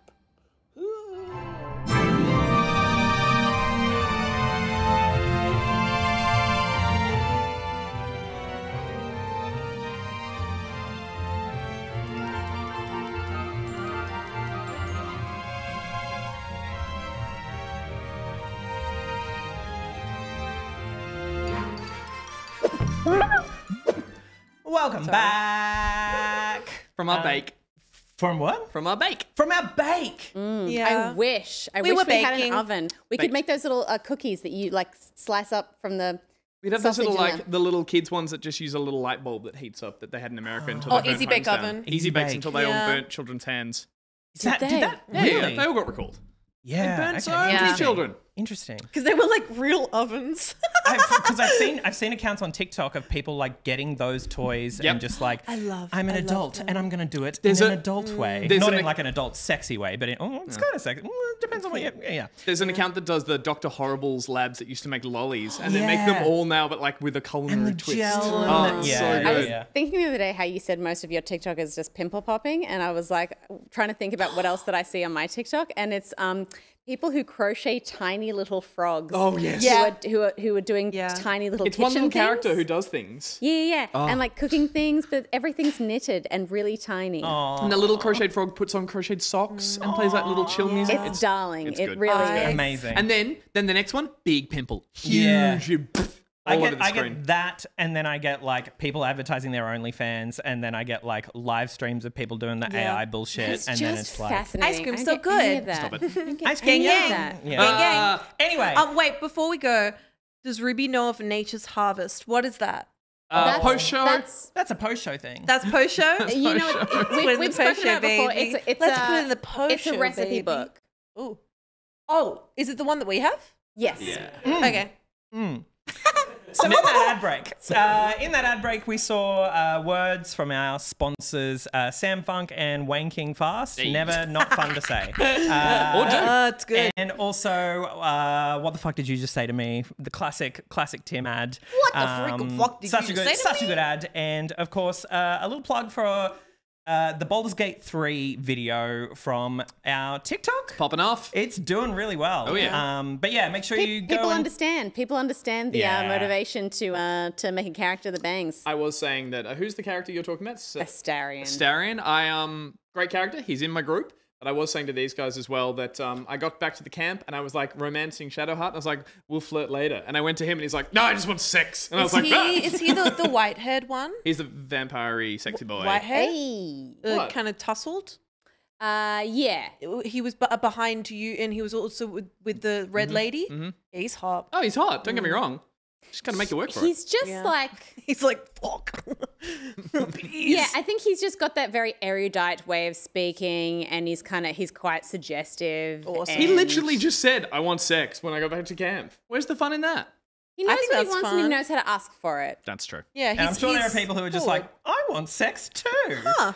And here's my OnlyFans wife. Yeah, so socials. We're doing cool stuff there. Damn right. Yeah. And Is Ruby getting closer to you throughout the night? It feels like. I don't mind. I would. It looks like a comfy couch over there. It's pretty great. We're in love. We're the best friends in love. Yeah. Yeah, I started saying best friends and then you said in love and I'm like, okay, this is happening. So I have brought a segment tonight and this is a new one wrapped in the guise of an old one. So I brought a game from Pocket Pals, but I've switched it up a bit. So this one is a variant on a Pocket Pals game called Talking About AI Generation. Oh, there's Nicrobot. Yeah. I love his little arms. I think he looks like a person who doesn't know how to hold their arms when they stand. Can we listen to? I was trying to listen to the music and we're like instantly talked over. Was that Muso? That was Muso for Hire. Muso did that, did an original composition of the theme We of. can play it again. I'm sorry, we usually talk over those, so I wasn't aware. Fair enough. We'll play it again at the end. Yeah. Or we can play it again now. There we go. Talking about AI generation. Oh, I love that. Muso I remember for that Hire show. Thank you did very much to that. Muso for Hire. Wonderful and, stuff. Yeah, real good. Speaking of Muso for Hire, I asked Muso for Hire to give me a definitive song in the key of C for this sponsor's segment, MiddleCee. It's this segment's sponsor, MiddleCee. Yeah, amazing. Got there in the end. So, in case you are new here or don't know, every time MiddleCee sponsors a segment, we read out some lyrics for a song in the key of C and see if everyone can guess it. We ready? Yeah, I'm not looking at your phone. Okay. Just don't sit so close. But Also, I have the answers on he here. So keeps me warm. Father, I love him. I just want sex. I can't give you what you want. Oh, you're such a bitch. Oh, dear. Oh, shit, I just deleted. No, it's fine. I got it. Okay. All right. Take it away. Couch is fun tonight. Okay, lyrics. She might have let you hold her hand Oh my God, in he's playing. school, but I am going to show you how to graduate. Oh. No, I I know don't need to hear you talk the talk. Hey. Just come and show me what your mama gave. Steph? She got a body like an hourglass. Whoa. Yeah, I didn't Bang, know what I was... bang into the room. You know you want it. Bang, bang all over you. It is Bang Bang by... Take you there. I have no idea what the fuck that song is. I just know how it sounds. It's Yeah, yeah. that's the Lady Marmalade of this generation. It really Hang is. on. Marmalade? No, you haven't said who it's from yet, right? Yeah. Like, I want Steph. It is by Jessie J. Okay, there you and featuring Ariana Grande and Queen of Rap. Queen of Rap. Nicki Minaj. Nicki Minaj. And also another one. No, three of Just them. those Just three. the three. Yeah. Sorry, Marmalade. Marmalade. That's how you say it. It's not. It's Lady Marmalade. It's Marmalade. Marmalade. The song lyrics literally say. Oh, hold on. I'm not so sure anymore. Because Christina Aguilera, she goes, Marmalade. I thought it was because it was French. Sorry. But the way the song sounds and is spoken about, Marmalade. Oh, oui. Marmalade. It is famously called Marmalade in maybe France. I don't know. But I thought in reference to the song. I thought in reference to the song. Oui, c'est Marmalade. You say Lady Marmalade. It's French. Voulez-vous que ça Because avec it's moi? French. C'est ça? No. So this game. Please. Thank you, MiddleCee, for sponsoring this game. So this is a new variant of a game that we play on Pocket Pals. So in the usual seg, I type the name of video games into an old AI art generator, and players have to guess what game the AI art was generated from. But in this new version, the game works like this. So I've taken the box art of 20 video games and I've put them in the middle of a big canvas. Okay. And then I've used AI to extend the box art in all directions to fill up the canvas. And then I have removed the box art from the middle. Oh, cool. That's crazy. So I want you to... So we're going to see... You're so good at coming up with game ideas. Oh, thank you. We're going to see like a big canvas with a hole in the middle. And I want you to tell me what game Is it in fills my Nicro's hole? That's why we were talking about Fill Your Hole. Yeah. As the which is an title. alternate title of this Tonight game. is just What did you fucking gone think it away. You had Do you such think a... we were just doing something really bad? So for context, stream title, what is it? What do we got tonight? What is the stream What's stream title? It's Getting Wholesome with Nicrotex. Getting wholesome with Nicrotex. Oh. Suggestions included filling Nicro's hole. Let's all get in a hole. And Steph's like, Nicro I don't. makes my whole week. I Nicro, believe was yeah, what- all those ones. And to her credit, and I and had to use that one at the end of the day. to My her credit, whole week. Steph Yeah. tapped in and said, I reckon we should go with something a little more wholesome. And we're like, that totally makes sense. We're probably getting a bit silly with the whole thing. But I said wholesome. You did say wholesome. I was bantering off the whole thing. I just Yeah. didn't know why we were talking about holes. Which and I now love. I know. I love this about you so much that we get to the point of the show that you're like, oh, that checks out. Amazing. So good. So, any questions? You're just going to be able to buzz in and... It's a buzz in kind of Yeah, game. What's a buzzer? Okay. Whatever you you say want. me. Me. Yeah. Okay. Okay. Josh, can we have the Are we still on a first fortress? image? Hi, Fortress. Hi. First of all, oh, fucking Me. hell. Me. Yes, Ruby. Can I? Take a moment to appreciate Take a moment to appreciate it. But the 2001 Space Odyssey giant in this one. yes, Ruby. I think it's Breath of the Wild. I think you'll find that is The Legend of Zelda Yes. Breath of the Wild. Oh my So- god, Yeah. these look fucking amazing. Right? That's crazy. Right. Can I already... No, but AI is so bad. We hate it. AI is Yeah, so yeah. bad. Pay But- your artists. Oh, But look at that. This There we is, go. yeah, this is kind of... That seems like that was an easy one because it's filled the outside of the box with That's quite right. similar. Because I've seen some ones where they do not. We're definitely going to gonna delve proceed upwards in difficulty. Okay, cool. Can I see ask- ones where it's like you show like a person on a mountain with some sky and they're like, what about if there was a hairdryer in it? Yeah. This is true. Yeah. What if there was a horrible, horrible man in the corner? If only just for me, I'd love to get these non-boxed versions in creative as some absolutely. fucking wallpapers, Absolutely. man. These, look yeah. at that. I That is also have beautiful. some alternate versions of some of them, which I think we're going to look at in the post show. Post great. show, Yes. post So, show. yeah. It reminds me a lot of those, you know, on. So, I didn't see anything. It's fine. You know how on TikTok these people who like they take Pokemon cards and then they paint They the paint outside of the outside, picture. yeah. And so the entire lovely. Pokemon card is That's actually where I got the idea. yeah, That's it? right. Really? I saw a It's TikTok of someone painting the outside of a Wow. Pokemon card. Fantastic. Yes, And you thought yeah. you use AI to corrupt other people's artwork Exactly, and give us an entertaining exactly. segment. Yeah. Love where your head's at. There's a girl that I know who takes like old 70s paintings, you know, those really kind of ones you always see in like op shops and paints over them and puts dragons in them and Yeah, stuff. yeah, That's a cool way to seen that recycle too. art. Cool. All right, let's move on. This second one. Does this ring It any seems bells? quite surrealist. I can give I'm clues, gonna by the way. buzz in, but Yep. I might be wrong saying Ico. It is Ico. Oh, well wow. done. Ico for the PS2. Wow. Moly. Yeah, so I think the thing about this is like sometimes it does a brilliant job. Sometimes it's like, I don't know what Is that that the writing up the monster top logo? is. I mean, it got it right. The monster logo The monster logo? on the building. It's the monster logo. Oh my god, it's so yeah, look, you know, it's drawing from the entirety of That's art. really But you're cool. right, it's added text up the top. Yeah. Which Grant wasn't, and Josh, if you Victor. go back one, which isn't anywhere in the original just not image. there. That makes me wonder what it's drawing from Yeah. in terms of its art library Origin, yeah. to be able to form that picture. It's like, oh, other pictures like this have text at the top. Yeah. And So again, it's all on. forgetting whatever opinions you might have on AI, let's just take this as a hall pass segment to enjoy like how fucking insane it is as Yeah, a bit of yeah, technology. It yeah. is wild that it can do this. All right. Interesting box art. I don't think I've ever seen the box art for Ico. Yeah. Well, there you go. All right, next one is Very cool. this one. Oh, me. I think is fairly obvious. Me? Ruby. Doom? It sure is. Doom Eternal? Yeah. Doom.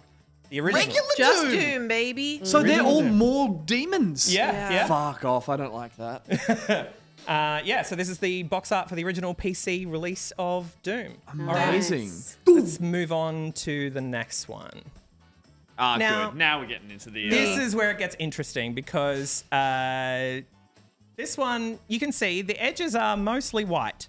So it did have to kind of make it up. Hey, interesting. is it Final Fantasy VII?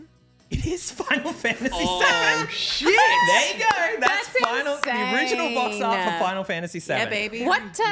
What clued you in? It's the, I guess it's the the little KV bits. It's the the little bits on the side, like the building. That, and it's funny. I've never played Final Fantasy VII, but I've seen this box art so many times. Yeah, right.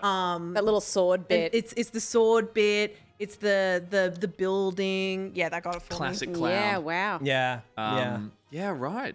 I mean, I guess if you want to make it trickier, which you clearly have, like going back in the years in terms of box art and stuff like that, things are going to get weird. Especially Yeah, things because are gonna the get very art did weird. not reflect what the game looked like a lot of the time. Like Ah, this one, purposely. this one, like Yeah. not so bad, but like I remember the original Final Fantasy games, seeing the cover art and then seeing the game and being like, That's like, you must have done this, just as a quick tangent, fantasy novel covers. How often did you just go back and look at the cover from time to time and be like, sometimes it was a artwork of those characters doing something that might be in the book, but most of the time it was just like, what even are these people? These Yeah. are just Yeah. wizards and dragons. Like, is that meant to be that character you would I'm reading assume about? that the art would be commissioned, but that's rarely the case with book art. And now they just use stock photos. Well, that's it, yeah. Cool, all right. All right, let's move on to another one. Oh, Again, me. hopefully a pretty easy. Ruby is killing this. Diablo. It is Diablo Oh, 2. nice. Well done. Sorry. The box art Diablo of 2, Diablo yeah. 2. Yep. Yeah. This is where the demonic symbols make sense. Yeah. So that's the original box art. Sorry. Should I like let No, other this is people have your like Peter music game. It's Yeah, weird. yeah. I just like there's something about comparing images that just clicks in my In mind. your brain? It's a lot Yeah, like yeah. anagrams. I excel in as well. Interesting. Interesting. But yeah, that's got to be Diablo, baby. Lord Phoenix, Ruby is locked out. Interesting okay. again the way that it's kind of done all this kind of swirly, flamey stuff, because that's apart from I guess the title The text, where's the actual flames in the box art? Yeah. I guess you see like a very red on lit the rock two- and assume that it has to be lit by flame, maybe? I wish they gave him arms, and he was just like, Totally fair. Yeah, great. he was just like on a right beach. above. He's just like.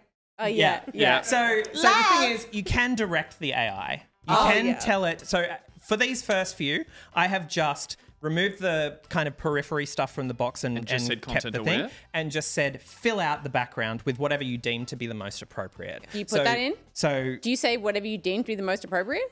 if you leave it blank, it will do that. Okay. But then if you don't leave it blank, you can fill it in with whatever you instruct it to. Is this Just want to like how personal you get, like whatever you deem to be most appropriate. Like, and when I say appropriate, I mean like don't do dicks, but like if you want to, if you feel compelled to, you can like throw a dick or two in there. I'll leave that up to you, but just so you know, I will be judging you AI based on your choice. That is the finest quote I've ever heard from you. If you want to throw a dick in there, I will not judge you, but that is up to you. Like, is this? So can I ask? Is this Photoshop beta? This is Photoshop beta. Yeah, right. Which has now come out as people are probably seeing it on socials, like because there's been Midjourney and all these other ones where it's like you can type in prompts and iterate from that. But this is the first one where content aware has been a thing that Photoshop does, where it just kind of looks at what's around it and kind of approximates what should be there. Whereas now it's coming up with a little bar that you can type in there. I would like big skeleton hands holding a cocktail, and it'll try its best to do that. So yeah, it's going in weird places. Also, just addressing the chat quickly, I do not have dyslexia. I do joke about not being able to read a lot, but no, I do a lot of word puzzle games. I have been doing a lot of word puzzle games ever since I was a kid. So I just kind of like built myself up. It's like going to the gym, but for your brain. I have another Pocket Pals game, which would be perfect for you. Hell yeah. All right, let's move on to the next one. Sounds good. What do we think this might be? Me? Can I say, Steph? is it like a Banjo-Kazooie or something like that? You are close. Donkey Kong Gus. Country. It is Donkey Kong Country. For So the SNES. I've known the all colour these. I scheme just was haven't giving me buzzed something. in quick enough. So if it's game on, it's game on. Sit tight, folks. All right, yes. So this that's is a Donkey Kong beautiful- Country for the SNES. This is one of those boxes I had that I just would sometimes look at and draw. Like I'd just take the characters from the manual, but also just like fucking great. I love that gradient sunset situation. Also, let's point out now, like, it's a fucking mess. Now I think about it aesthetically. yeah. Like everything I'm seeing here, I love, but I'm like, wow. There are a few variations that I had to go through. I mean, for example, if No, we go... I mean the original art. Oh, yeah, I'm totally. saying the actual like box art is just But there's kind of interesting stuff about the box art. Josh, if we could go back one, you can see there that like there's just like a platform that just kind of ends with nothing for no reason. So there were a couple of variations that I had to go through because it got very confused about what that should Where be the and what edge of that the should image look was. like. Did it add the snake's head? I think it may have. No. No. So the road just ends in the game? Yeah, that's the box art there. That's what I mean. That's I fucked. thought it was the cutoff there for a second. I thought it gave Donkey Kong fingers, but it's really just a messy it's just they've cover art. I love it. I think it's just that they've created a graphic edge for that part so that they can put the title in and make it. Oh, totally. More legible. But Yeah. if that was an orange path, the Super Nintendo would be lost. But again, find a design solution. Don't just end the asset. Similarly, like, I never realized that Super Nintendo boxes, I kind of have a fucking love for retro box art. And I'm just looking at this now going, only for Nintendo, the like weird Super Nintendo gradient in the bottom right, was that something that was on all boxes? I can't remember. I don't know. Maybe it was like a kind of stamp that says... Yeah. Like that would have been uniform, and then also on the spine of it as well, because when things were sort of stacked up on their side. Sorry, completely unrelated actually. Donkey Kong's, the look in his eyes kind of looks like he's just seen someone die in front of him. He does look slightly horrified. But then he also looks like he's smiling, so he looks like he's happy about it. Yeah. But you know, like when you're having fun, you're laughing, and then suddenly someone dies in front of you, and it's like, Yeah. oh my god, Exactly that. oh my god. Yeah, that's great. wild. That is Very totally nice. that Box expression. layout template, but they got to break the rules because it's such a big release. Really? Says 193. That's so I wonder if fascinating. there's like usually just it's a a thick banana. colored bar or something. Yeah, there there. usually is something that, and again, I'm biased because I was a massive Super Nintendo fan, but I did love that, like compared to the PlayStation cassettes or the Sega crappy black boxes, like they came in these cardboard boxes that I don't know, fucking tactile. I love the shit out of them. Yeah, absolutely. Cardboard boxes. Cool. All right. All right, we got another one. This one is Me. Me. Oh, Fuck. I don't know who You go first, Ruby. do you want me to go? beat I me. might get it wrong. Is it SimCity? Yeah, it totally is. it is SimCity. Yeah, there we go. Yeah, so this is the Me when I'm right. original box art of SimCity 2000. I'd Sid Meier's SimCity to be correct. Yeah. So yeah, with this one, you know, like I took out all of the white and just kind of let it fill in from that sort of triangular area outwards. And Wow. it's like, you know, it's nailed it. crazy. You can see some funkiness on Yeah, the they edge got of the bridge wrong. the They got UFO. A little bit. What's it called? Golden Gate Golden Bridge. Gate Bridge, They yeah, got it yeah. wrong. Also wild that they marketed that game being like, it's a city builder, but we're putting a fucking UFO on the front. Yeah. Like, that sells a Yeah. game that it is not. But, Yeah. like, there's disasters, I think, which Was is what there it's were like. there UFOs in it? There were, yeah. There'd Then be it sold it, there was right? fires, floods, and then Yeah. occasionally there'd be an earthquake, and maybe a UFO would come over and zap people up, I think, or something. UFO would also set fires, I think. It was Yeah, just I think like it just part, came of, to a part of the beam. chaos. Yeah. Cool. So, Signed by Will Wright and Sid Meier, isn't it? Or is it Will Wright? I think. But yeah, it's like, it's Will Wright. but the box is I'm signed. not sure who the second name is. Someone in chat might know. Ed something. Boom. Yeah. Ed Helm Helm? from The Hangover? Sure. Yeah. A founding member of Will Wright's Maxis. There it is. All right. So here they start to get a little bit more You difficult. keep saying that. Oh, this is actually maybe tough to see because of the contrast on these screens. This is interesting because like it looks like all of the sky stuff is not Not part part of of the it. original box. Yeah. Yeah. So Bro, get the hell out of the damn way! Get the hell! I can't see. Oh, there's one there. Hang on. Gus has been such an old man right now. Yeah, look at him. Look at the arch. Look at the I arch might on be that. wrong, but me. Yeah. Is it Gears of War? Holy shit, Ruby Innes, it is Gears of War for the Xbox 360. Holy shit! It made a city where there is none. Yeah. Why yeah. did it make a city? No. Yeah, I don't know why it made a city. Can all we of bring in the that border? cloud and the reflection and everything. Yeah. That's some Halo 3 box art love shit, which was my winning. guess, but I What was was like, the prompt for this? Nothing. Really? I so far have not given any prompts. I'll tell you when you'll notice it's pretty obvious when I start giving prompts. Because I never played it, but my brother Zach, who's in the chat, shouts out Zach. Shout out to Zach. He Zachy! played it heaps, so I All these- remember it being so bloody. but how and being good like, of you? Whoa! You All had of to. these games you've never played, but you've memorized the box She's an art. artiste. I worked at EB Games for you 4 would've looked at years, so many. and That's JB it. Hi-Fi Of for course. 4 That's it. years. Of course. I worked in freaking But games. you had to put retail blinkers for on. If you told me what's the cover art for Gears of War, I'd say I don't know. It probably says Gears of War on it, and probably Marcus Phoenix You got that is right. on there. On an evening where we're That's all pointing out. true. In an evening where we're pointing out observations, do not weigh into this one tonight.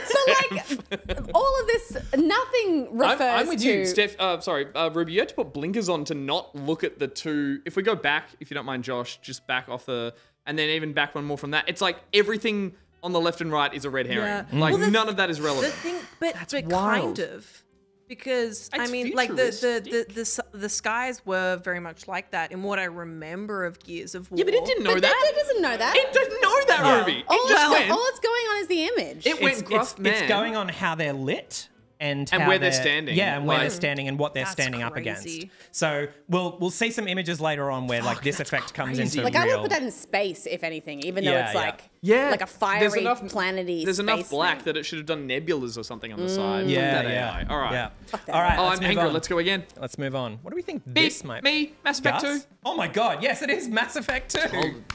Holy shit. Yeah, Yeah. yeah. I thought it was bluer. Yeah. Everyone I play tested this with was just like, why is there a giant middle finger on the What is that shit giving me the finger? There's Ruby. There's yeah, Ruby. that's Like me. from the past at EB Games, being like, I'm like, "Fuck you guys, you're gonna get this one before me." You didn't get a refund. Yeah. I love that the AI, when the box art isn't there, is like, yes, I'm going to be French. It's AI. I can do sci-fi skies. It's all beautiful. And the bottom of a shepherd, I don't fucking know. It just Yeah. goes like, bleh, and they're- just like it's very vomits out some... clearly a guy, and they've just gone like, what if he was just made of things? I think, sorry to direct again, Josh, but I think if you take it out again, I think I just caught when that's gone as well, just enough of the black and the red. So when you remove the box art, just down there, I just saw yeah. the N7. Yep, N7 yep, yep, armor? yep. N7, Yeah. yes, that's correct. But yeah, crazy. Best game in the series, hands down. All right, we've got one more before I have to start prompting it. So let's see what our last decent... Farming Simulator. It is not Farming Simulator. Ooh. Damn. I mean, there's a lot of city. There is a lot of city. I'm out. Me, Ruby. might get this wrong. City Skylines. It's not City Skylines. Dang. Stephanie, Steph. now is your chance. City Skylines is the only one that I Yeah. would have thought. But Do we want a is, hint? Is it like Is it a driving? The tiles are getting. What is going on The with tiles are interesting. The tiles are part of the, obviously it's an extension of the original box art. The tiles are there. This is good. I would focus on the weird brown thing protruding from the bottom of the box. You always say that. You might be always your say best that. hint here. Okay. This is a game for the PS3.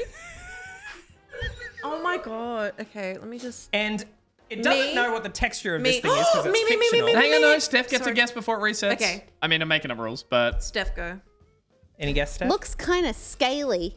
Looks kind of like pebbly. you thought it was bluer. I'm gonna say there's like a city thing, but also the shape of the box implies that it's like an older game. No, that could be anything. That could be. I would say That's it's a regular DVD box. sized That's box. a regular DVD box. DVD sized Totes. box. Yeah. Or Blu-ray sized box because it's for the PS3. Okay. Oh, he's giving clues. I did say that earlier. I wasn't listening to his clues. 4-3, looks kind of like a human shit.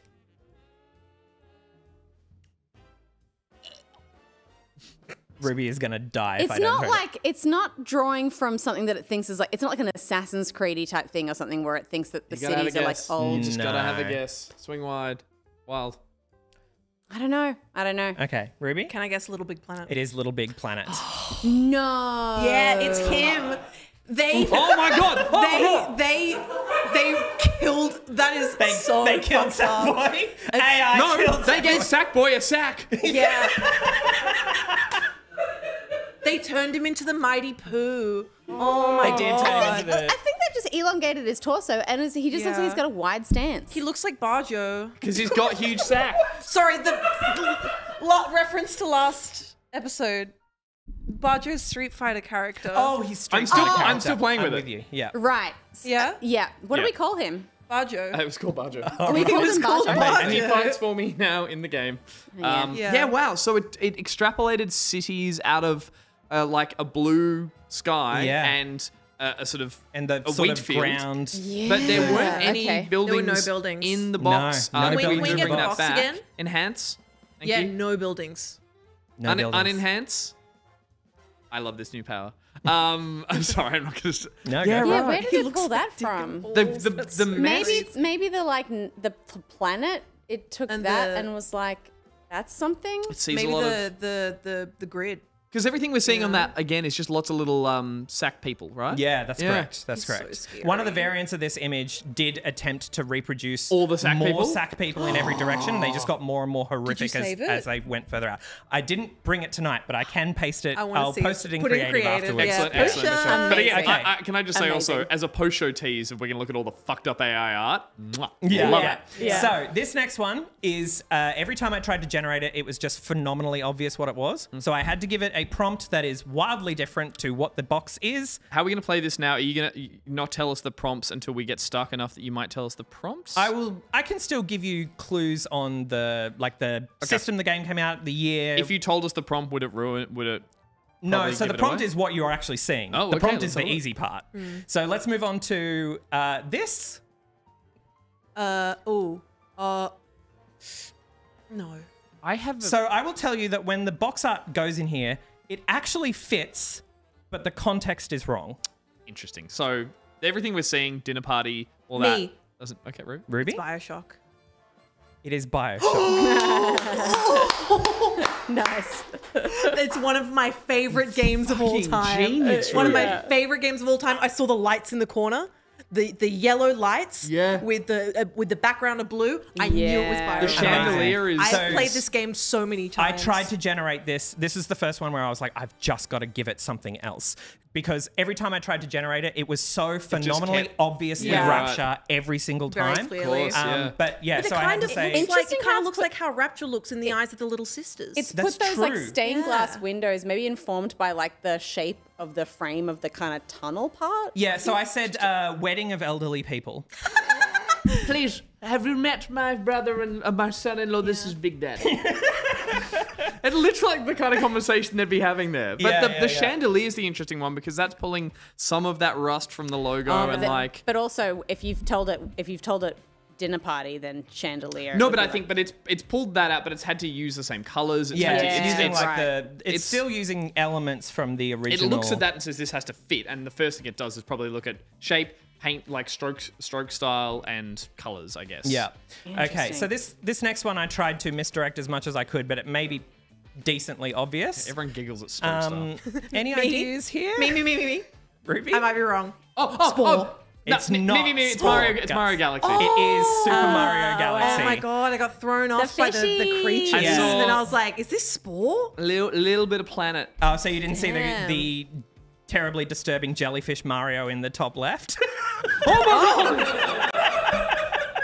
Nightmares. That looks like it's from Shark Tale. What is that? What is that? Well, so again, this is the thing. Every time I tried to generate this, it was just a phenomenally space. Like it was just space. Just space. It was just space with planets, and it was obviously Mario Galaxy. There's something kind of rabbity about that Mario as well. I tried to. There's a more horrifying version of this, which we can look at later as well. Amazing. Look, I caught the curve of the planet. The curve of the planet. Of in course, the on the head one and was like, I thought maybe setting it underwater might throw people off. great. But yeah. Again, this doesn't discredit the creativeness that it turns into, but it's like sometimes you can look at it and kind of like go cross-eyed and just be like, I've seen that palette of colors. I was like, Echo the Dolphin? All right, next one. Gus looks at curves confirmed. Me. Ruby. Grand Theft Auto? Any particular one? Which one? I think it's number 4. Too good. It is quick. Grand Theft Auto 4. Quick. Well done with the mosaic. Mosaic, and then is- the kind of the washed out colors. The palette, Yeah, the palette totally. really did it. Did you have to? What was the prompt here? So this one, I just figured, like, I couldn't get a prompt in such a way that, you know, took away the paneling, and I think the paneling is the part that gives this one away. You know what's really interesting? Like the panel, like the paneling gives it away as Grand Theft Auto 4, but the actual like visuals themselves remind me a lot of Disco Elysium. Yeah, totally. Oh, it does have that painterly kind of view. But also that neutral kind of like off yellow and brown and grey kind of.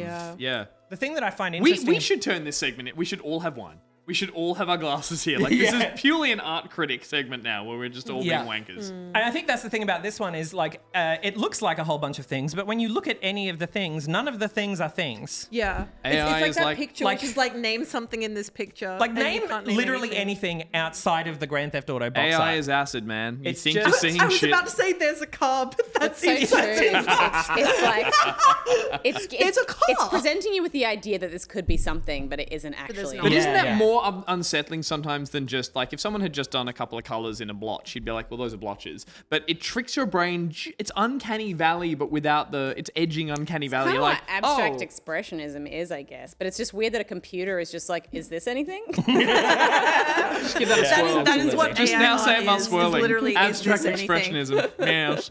All right, coming up next. Is this Steph, I want you to do this one. Oh. The Witcher 3? It's not The Witcher 3. Is it? That box at the bottom's doing something. What's The that? box at the bottom could be significant, yes. Interesting. What box at the bottom? Little white kind of. Can you see there's like a... just around the bottom of the... Why don't you get up and have a look at it, Steph? Just hop up there.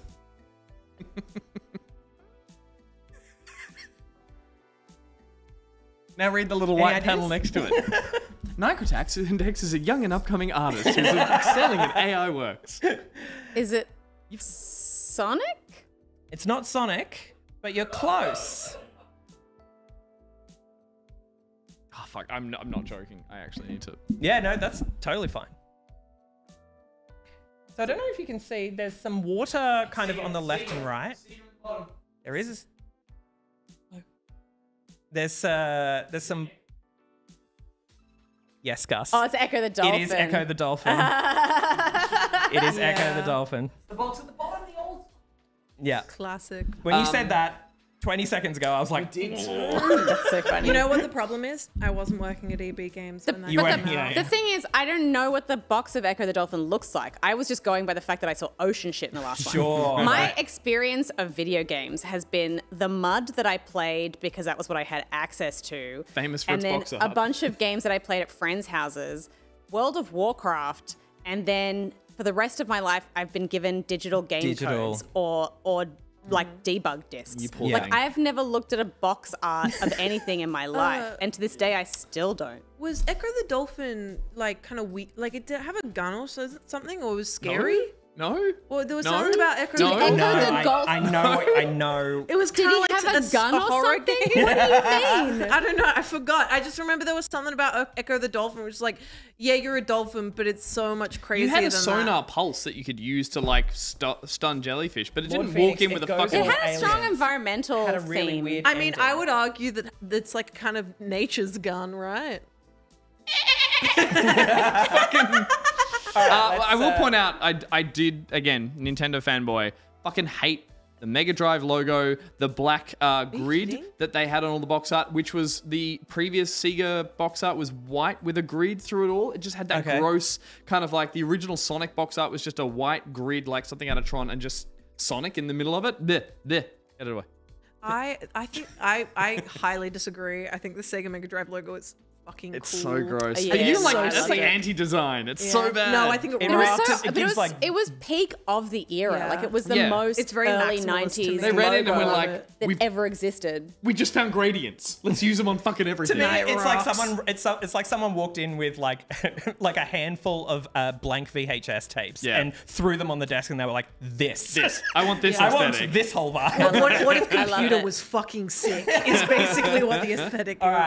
right, This is a beautiful cover art It for is the game. gorgeous. yeah, I love yeah. it. Except if you look It looks like in a its fantasy eyes novel. for too long, you get lost in them, but in like a scary way, And it which pulls- was what I'm assuming the and game then it pulls is about. a piece on you. This Yeah. looks like it would be on a Pulls out the t-shirt with frickin' like, blicky.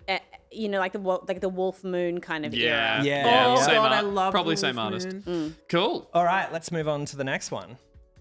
Me, Ruby. that's Katamari, baby. I put it in especially for you, Yeah. baby. This is Katamari. Jesus Yeah. Christ, we're out. I know No that from a chance. mile Can't come away. back from Second, this. you see the rainbow, the royal rainbow, which especially comes up whenever you finish a Katamari, because the king of the cosmos will go royal rainbow, and then it brings the rainbow up. What's Katamari again? Oh, the ball. Yeah, you roll stuff up. Yeah, rolling up the ball. Yeah, got it. Cool. All right. Next. What do we think this is? I Says Josh. feel like I'm getting it wrong. No. Yes. So there is if you're getting a hand-drawn vibe from this, you'd be correct. And I have had to take out a large portion of the original box art Is this old school? because this is pretty old school. Okay. This is one of those games where there's an image sort of in the center of the box that is not representative of what the game looks like at all. Yeah, Me? Ruby?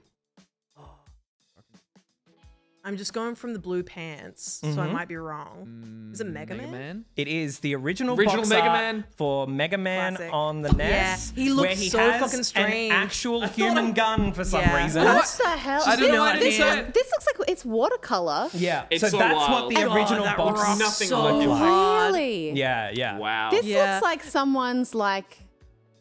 It's like they had one sentence worth of text to Stupid explain the man with concept a of the hat. game to You know the what? artist. It's not even watercolor. It's like somebody's used watercolor pencils and then they've added a bit of water afterwards. Yeah. But you know They've done the what? like smudge around Yeah. and done You the, know yeah. what?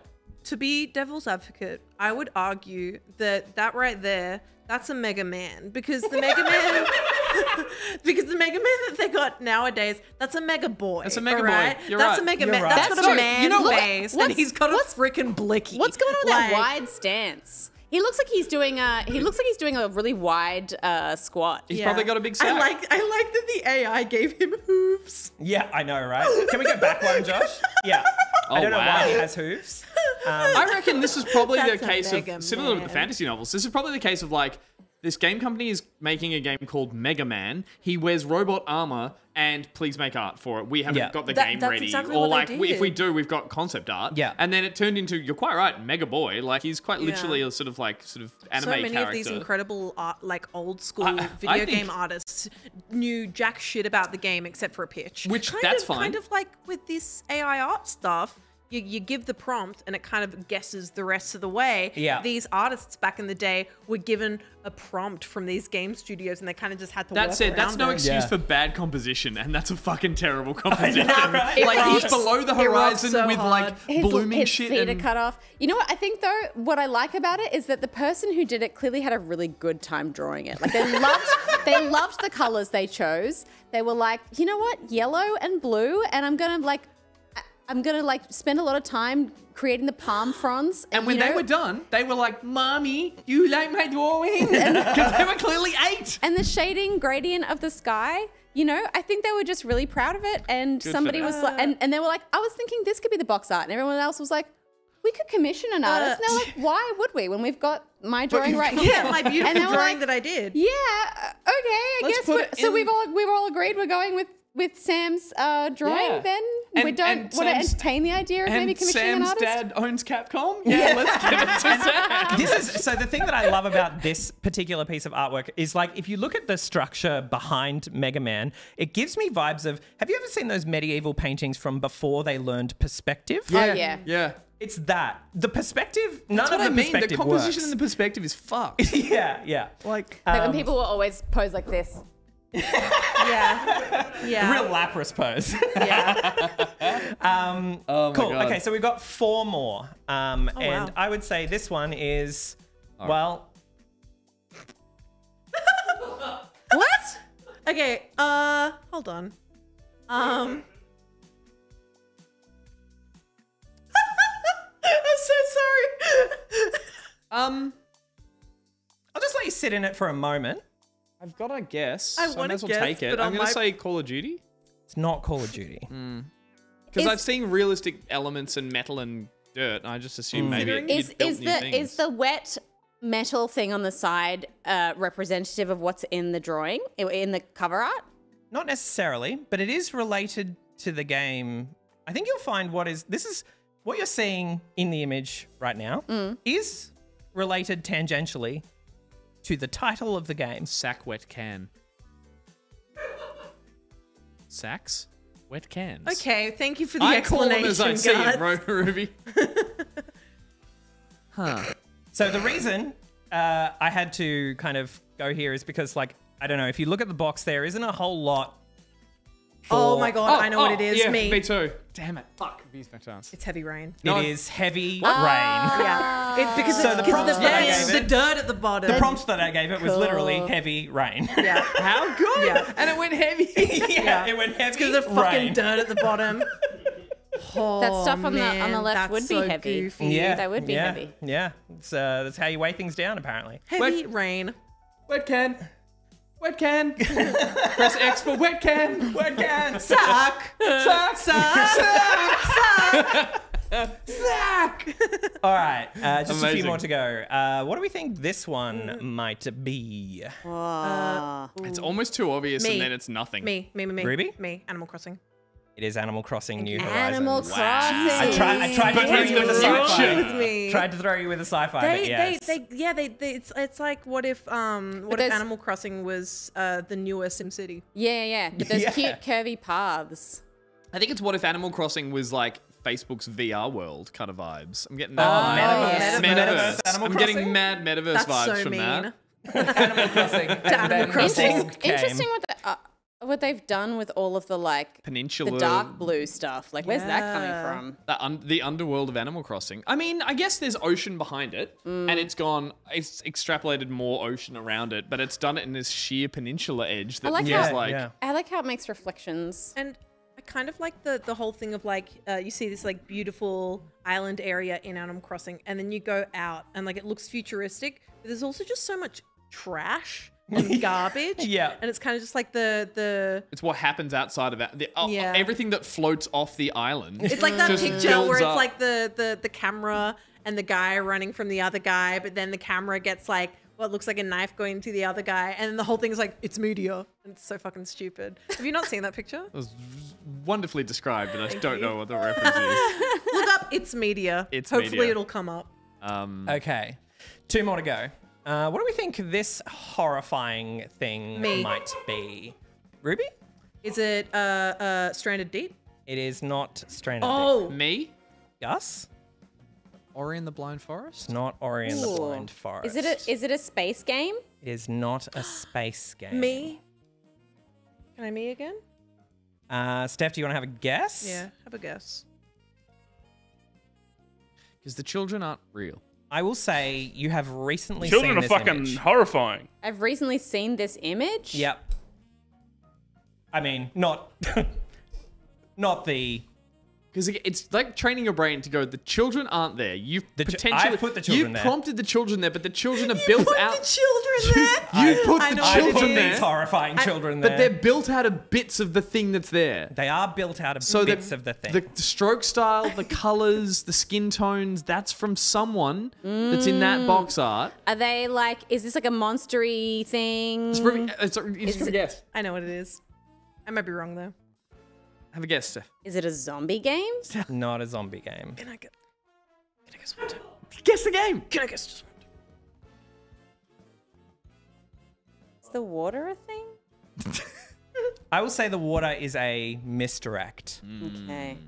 Throw a game in there. Have a stab. Meanwhile, you'll get it. Is it another Mass Effect? No, I said we said no space. Yeah, not... Is that I don't know. Guess a game. Okay. I don't know. Say a game title. All right, Ruby? Is it Baldur's Gate 3? It is Baldur's Gate 3. What even is that?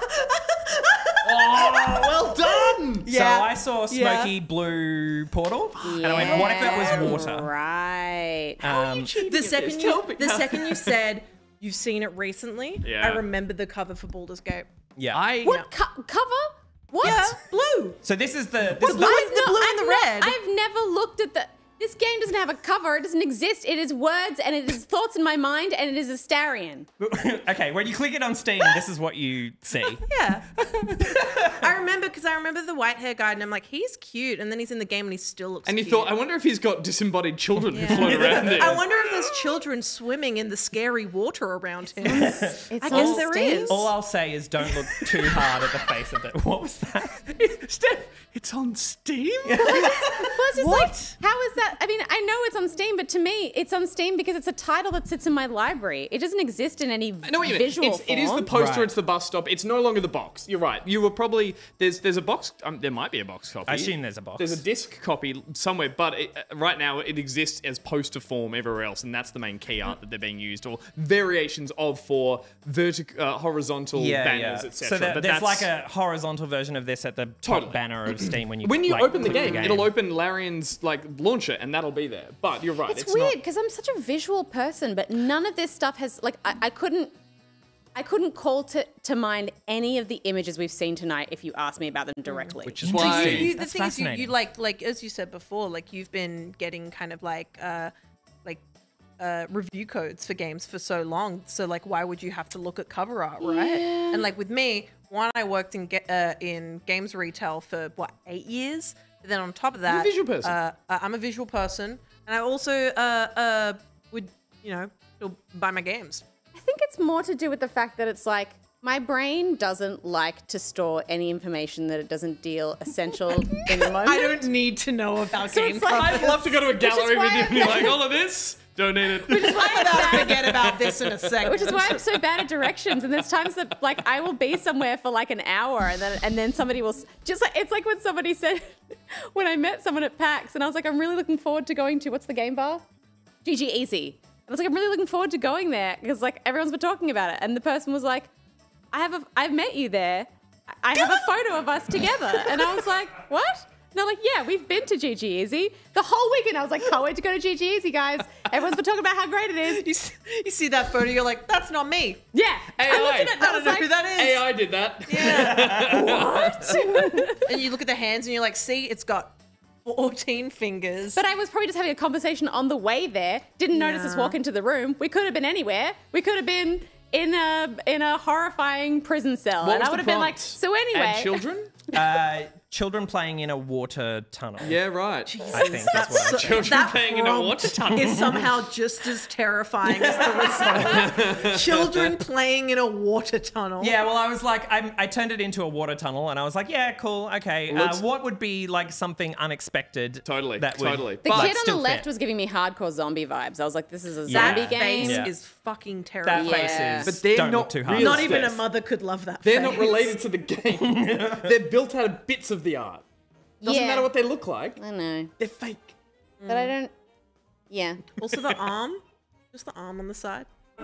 Yeah. That's on the right hand with side. no just that fingers. There's no fingers on that. Wait for me.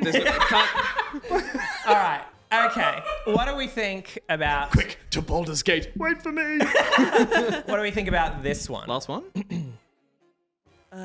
This is the... Sideways box. This Sideways is the box. scene in Fight Club where they're looking over the... You know? From Is it a game? I mean, it's gaming related. What? Me. Ruby? It's here. It's the studio. It is the studio. Yeah. Come on. Yeah. That's insane. Yeah. Thank What? you. Well done. Thank you. Well done. Yeah. Well done. That's amazing. So I What have- gave it away? The colours? The colours. The Yeah. way we trashed our studio? So the prompt for this was destroyed studio in the ruins of Sydney City. Apocalypse. Post-apocalyptic. We look so something happy. like that. Wow. That's So, yeah. amazing. But There you you gave go. them also a picture of the back pocket set, right? Yes. It didn't just come up with that. No. So I placed the image in, and I have many fun variations on Holy this specific smokes. piece Yeah? of art that Oh. we can look at later as well. I'd love to. so funny. It's very much the coloring. It's Yeah, it's the yeah. coloring. And then when I asked, because is it a game? You were like, it's gaming related. I'm like, I don't.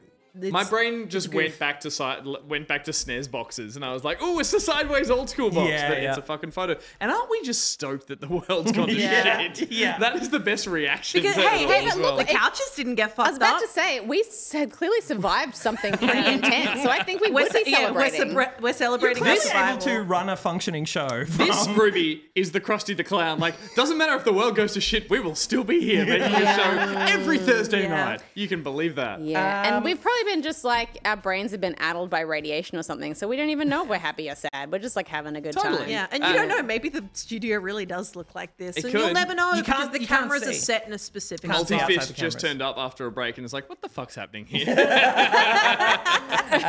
It's my It's a weird, sort of bullshit. It's a weird one to turn up in. These are amazing, dude. Neuro That's all Dystopian of says them. after Raj just left. What was the course. final score? Just wondering. Someone in fucking chat was rolled us. Liz Dahlia might have been keeping track. There of that was for scores us. there. I had Steph has one. I have two. I Ruby have, has the I rest. have one, but really it was yours. Ruby's got the rest. Is basically is the score. Really cleaned up. Utterly cleaned Steph? up this game. Jesus. Steph did get one? No, that was Echo the Dolphin, but Gus got that. Okay. Well, Ruby got 15 Wow. out That's of insane. 20. Jesus. So Unbelievable. Cool. All right. yeah. You've And Gus got 4. this game, which is you will never be invited back to play this game. This is specifically why when Peter was like, I'm not going to be on the show this episode, I was like, thank God, we're not going to get steamrolled by someone. Lo and behold, she's been creeping up on you all night. And she's like, I know all the answers. Cool. So that was a Pocket Pals game, which we'll probably play on Pocket Pals if and when that ever happens again. So thanks for watching, talking about AI generation. Play the title Let's card. play it out. What are you waiting for? What are you waiting for? Talking about AI generation. Or L generation. I like that the Nicrobot is like vaguely Darren-esque. That's a Will special, that He's one. Darren He's an coded. Adobe Yeah. stock template puppet. He's got the little arms pass and the scripts, little screen yeah. and If some you little... if you want to make a what are they Like a called? Teletubby. Character creator? What's the VR host when people VTuber? If you want to be a VTuber, VTuber. that's what Adobe's template is when you start learning how to track your face onto something, because it just tracks your mouth on your webcam to the mouth on the robot, which is how we made it. Oh, Yeah, cool. nice. So we're going to go to an ad break, and we'll see you after this.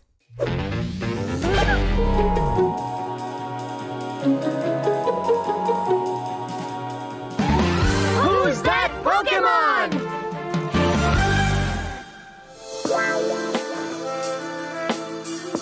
that Pokemon.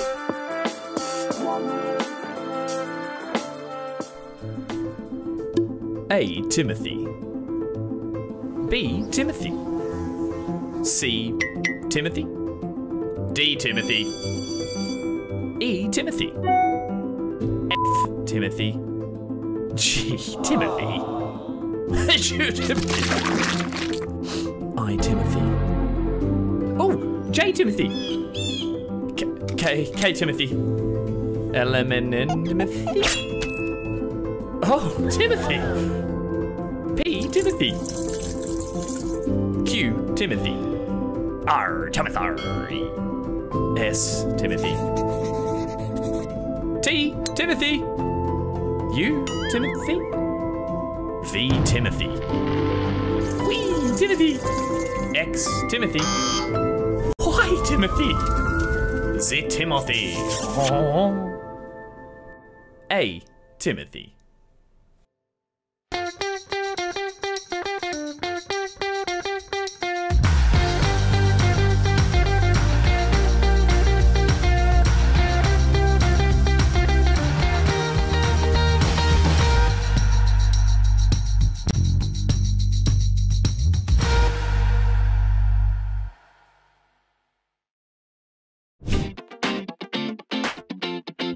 Hey, do you feel it? 'Cause I do. From the moment I sat down in this chair, I knew that it was game plan time. Holy wow, it's finally here. The Aussie-developed Stray Gods, the role-playing musical, where video game voice acting superstars Troy Baker, Laura Bailey, Ashley Johnson, and more sing their hearts out to music composed by Austin Wintory. Conquer the darkness in adventure strategy game Gourd. There's ex-Witcher devs working on this one, so expect rich storytelling and dark fantasy. Tower of Fantasy is a sci-fi MMO, sort of riding the gacha coattails of Genshin Impact. Early reports say combat good, quests a bit meh. Fill your hype meter with WrestleQuest, where you can, and I quote, tag team with destiny. Emotional cat simulator Stray is coming to Xbox, action roguelike platformer 30XX is coming to Switch, and One Day Death is coming for all of us. Well, that's it. I can't imagine why I would stay here a moment longer. That is, unless you want me to.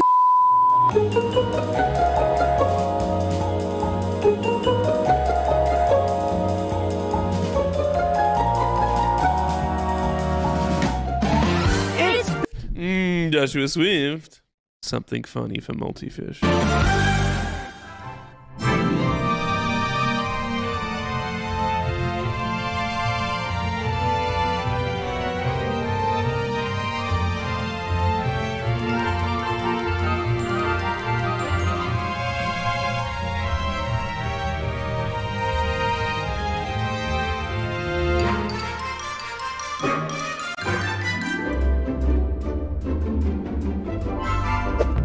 She's so sneaky. So oh my goodness. Welcome back, everyone, Look at her little face. to the show. You may notice I've taken a more grounded position because we just tried to move Scotty from 3 seated You're positions. a very cheeky girl. She was sitting on Nicrotex's spot, and so the Nicrotex was like, "Oh, I don't want to move her," and Gus was like, "She needs to move." So he goes, "Go," and he kind of like tried to sort of pick her up, and she snuck around behind him, and then just moved into Ruby's spot and curled up and went like this. Just as she moved there, Steph was like, she's just going to move to Ruby's spot. And then she did. Yeah, and then so then Gus like picked her up and put her on the ground, and then went to like straighten up Ruby's chair, and then she just went and then stole Gus's spot. And like instantly lay down. It was like, bang, my spot. She's like, I'm a part of this. I am a part of this. She likes to be cozy. She's fine for now. Welcome back to the show, everyone. girl, We saw ads there from, deserve we saw words there from Multifish and Waynekingfast. Thank you very much for your words. We also saw an ad for AyTimothy. And we also saw the game plan that was there, games aforementioned that we've already talked about, such as Stray Gods. And we also saw the podcast ad, which is getting a decent workout now. Yeah. Because the podcast is really uncomfortable down here. The podcast is back in a big way. If you haven't already checked it out, podcast has been rebranded as Pocket Buds, which is Ruby's little child that she's nursing. The second 2 eps up thus far. We got 2 eps up. First one with the lovely Gus. Second one with the Thumb Cramps boys. Shouts out. And this one coming up tomorrow. I think it's cool to do like a little sneak peek on the live show. Okay. Basically, tomorrow I'll be chatting with Andrew Levins, Hey. who was on the show. Friend not of the too show, long ago. Levins. He's an absolute angel, and on the show on the Pocket Bud show, we talked about Hello Kitty Island Adventure. Also included a whole bunch of cool Sanrio history. But yeah, it's going to be absolutely sick. And for those of you who are subscribed to the Patreon, we'll also be posting a bonus episode. And for those of you who are subscribed to the Patreon, I've already got a freaking bonus episode with my baby right here on what the show was going to be. And then we were like, fucked it up. And then Nicrotex fucked it all up. No, it's a great bonus episode. It absolutely rocks. It was so much fun. I had such a great We time. had such a great time. Yeah. So it was really cool. I'm very stoked with how Pocket Buds is going. I just recorded another episode with a very cool, I'll do sneak peeks, but I won't do super sneak peeks. I did a episode with a very cool developer on some real spooky shit. So stay tuned. Nice. And also, if you have subscribed already to that podcast, that's where we'll be putting any extra content that we're putting up there in podcast form. The first of which is the Hard Agree episodes that we promised to you guys during the anniversary episode. That was something that we've had sitting in the to-do list for a long time. So Ruby, myself, and Peter sat down and we've done 3 episodes of Hard Agree as promised. They will be dropping every Tuesday at this rate. They're just little bite-sized episodes, little hilarious arguments. So what is it again?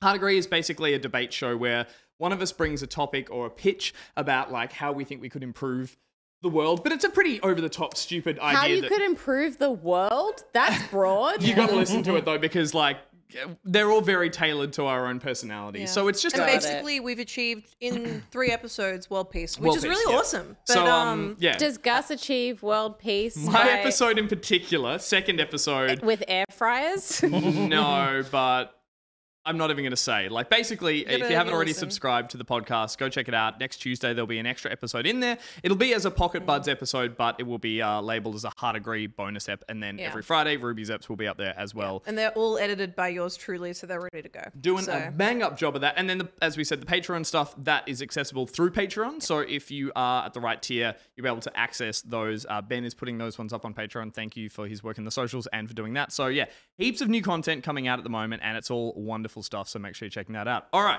let's crack on with the final segment of tonight's show, which is just a little casual stabbing of each other with swords in some very good gameplay. So we can talk about this. Sure, yeah. I was waiting for Really, permission. really I was quick. waiting for permission because I wasn't sure. Really, really quick, because Dolphin Pants just said, fuck me, I love Ben. And you know what? I want to give a huge freaking shout out to Ben because they are amazing. They do such good work with the socials, but also like we've rejigged our Patreon, and Ben was a huge factor in tying it up, making it all neat and tidy, and then also updating it. I do a lot of work with Ben with what I do here, and I just want to say, Ben, you are freaking amazing. When we just get a lot of hugs and kisses and love for Ben. I love Ben. They freaking rock. They're doing God's work, and they're putting those up every week along with the socials as well. So yeah, lots of love for Ben there. And yeah, there's, as I said, the podcast stuff has been fun, and I just I want to keep making more. So there's potential. There's our show that we're going to make. And I love making them. Yeah. Steph's film audio format. No, I've got an idea that Steph did not like. I'll mention. I think we were going to mention it in the podcast. Sorry, in the post show. So okay, awesome. If you're not subscribed to the right tier as well to get access to the post show, sell Nick on the idea. And I'm going to pitch the podcast episode on the post show. So you'll need to be on the Patreon to get access to that. But I'm going to pitch that to you. You're looking forward to it, and I want to see how you feel about that. All right, let's I will move just on. say really quick, Gus. Please. The Hard Agree episodes they're going out on the public, podcast feed for Pocket Correct. Buds. Yeah, they'll be going out on the Just to Pocket Buds clarify. channel. There for everyone. And there will also be, and I'm just going to have to say it now because that's how this works. When we say it on the show, there was episodes of Hard Agree, and there will also be episodes in the future of Does It Hold Up? Does It Hold Up? That's right. The one where we look at old movies and we talk, and when I say old, we talk about movies that we think we loved growing up. Oh, I then wanna we do watch that. them.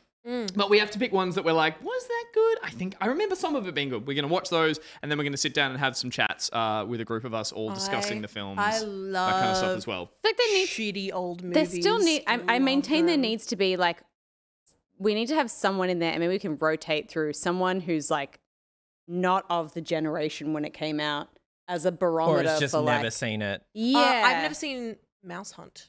That was the one I was Which going to is say. something we're talking Famously, it's always going to start with Mouse Hunt. It was just a weird thing that we mentioned. It's And just now like a lot of comedies that you guys all rave about. No, that I'm I just totally like, agree. And look, whether we get, it Wasn't funny then, definitely not funny now. whoa, pump the brakes. Let's leave a little So space let's for Nathan expl- Lane and let's Mouse Hunt. It's a good film. No, what we Not Mouse Hunt. that's a good idea to talking about potentially get Tropic someone in Thunder? who's never seen it and 2 people who have. Anyway, that's still to come. So Oh, please head to we the got a raid podcast from now. Bajo. Hey! What up, Thanks so much for coming along. Hey, What's going on, Bajo? how's your boys? voice? Did it come back? Did Barjo's voice come back, Yeah, is everyone? That's the Bajo real okay? question. He did send me a message today being like, I'm really sick. I hope you didn't get it. And I was like, I haven't seen the man for years, and the thing he brings back is like potential illness. I'm like, no. Did you manage to find a shushenka with less tomato sauce in it? Bajo, I'm pretty sure, was playing Stray Gods tonight, which explains why everybody's shouting Aphrodite. Hey. And you know what Aphrodite wanted? Shushenka? Just wanted I sex. just want sex! Just want sex. He knew it. He didn't want to yell it, but he knew it. want to yell He it. knew it. All right, let's crack on with the last segment of the show. It's not brought to us by anyone. You could sponsor it if you went on the Patreon. But for now, we're just going to play a game, and the game is called Sclash. We found this little game on Steam, and essentially, it's kind of a variation of the Nidhogg thing. It's 1v1. Oh, yeah. It's basically we just get in there with I think it's I'll double check this. It's Have a you played this? samurai fighting game full of tension where one hit's When I enough to first kill. saw it, I thought it was Players called hand-drawn Sclash. samurai in beautiful painted settings and fight your opponent in epic duels where each move matters. Would you like to Manage go your first? stamina, breath, go and take first, Dom. your time to land a deadly hit. We just thought it'd be a fun way to do it. We'll have to switch that over to the screen, but essentially we're just going to take it in turns to have a splash at each Stamina other. management. I thought it was called Yep. Sklunch when I first saw it. I think And that'd be I'm a better like- name. I think it's a good name. I think it's kind of like, it's a bit like, so it's a bit Sklunch. It's a bit like Wunchy and Glunchy, you know what That'll I come mean? back. Splash sounds very 80s to me. Well, can we and work so out- it's I feel like there obviously- should be some neon and It's like some... Slash Clash. Well, can we Yeah. work out it's slap... Oh, it's clash. I'm just Yeah, going to break that apart. I was like, Sklunch is so a we know it's sex move. slash, but what's the other word? I'm like... Yeah. Giving him It the was Sash. It was Sklunch. Sash. So Nicro the and I are other up against each word? other. I'm on the left. Nigro's on the right. Okay. Are we just picking outfits? Are these just, or are they? Are they Do they have special abilities? Izanagi, Susanoo, Also, Master Ronin. important to clarify, Bajo wasn't sick. It was just Jens. Okay, Get right. well soon, Jens. Hope Jens is Oh, feeling yeah, better. no, Badger just lost his voice because when he talks in a loud room, he loses it. Yeah. Weapon. Too It's much just screaming. Ooh, you're already in. Okay. Yeah. I just hit A on a character. Okay, welcome to the first part of any game. Learn the controls. Don't hit me. I Don't hit me. Don't love hit me. how this game looks. This is It fantastic. looks amazing. Can you throw okay, swords so we've in got this? a block. I don't think it's that level. It's a little more. Ooh. Oh, okay. So I've Oh. got like a stamina. Okay, so a big heavy swing. Are the lines your stamina? Yeah. Yeah, it okay. I'm appears. gonna come in so. for a little punch in the face. Ooh. Ooh. Whoop. Use your sword. Don't use your. Oh, fist. shit. You got a sword, Gus. Oh, okay. I expended my stamina really it on. quickly there. Oh, splash! Oh. What just happened? Splash. What just happened? You just got splashed. The art's cool. It's a really lovely art style. That's why we saw this and thought this could be a fun little I mean, Nidhogg and all those things Bye, Bajo. have a great Bye, Boggo. sploosh. Oh, I'm you down. just got sklunched. I got sclunched. Oh, it's best of 5. Oh, okay. oh shit. Okay, bring it on. All right. Fuck me up, Gus. Fuck me. Come here, you. Oh man. It's how- interesting. You seem to have, yeah, I think we have like just different maybe speeds or attack speeds or Oh, something. Potentially. sure. Okay. I thought it So was- how much stamina does it use if you do one of those big overhead So if I strikes? press and hold to do like a really long one, it expends a full bar. A full bar. Actually, even any I think it's any. Any That was just- expends a full bar. Maybe it does a wider Interesting. area of attack. Because if I just tap, I do that and I take up 1 bar. But it's about the timing of and if I it go as tap, well. tap, tap. and holding block. Oh, holding block like spends a full bar as well. So Does I'm just too. like totally out of stamina right now. What if I do this?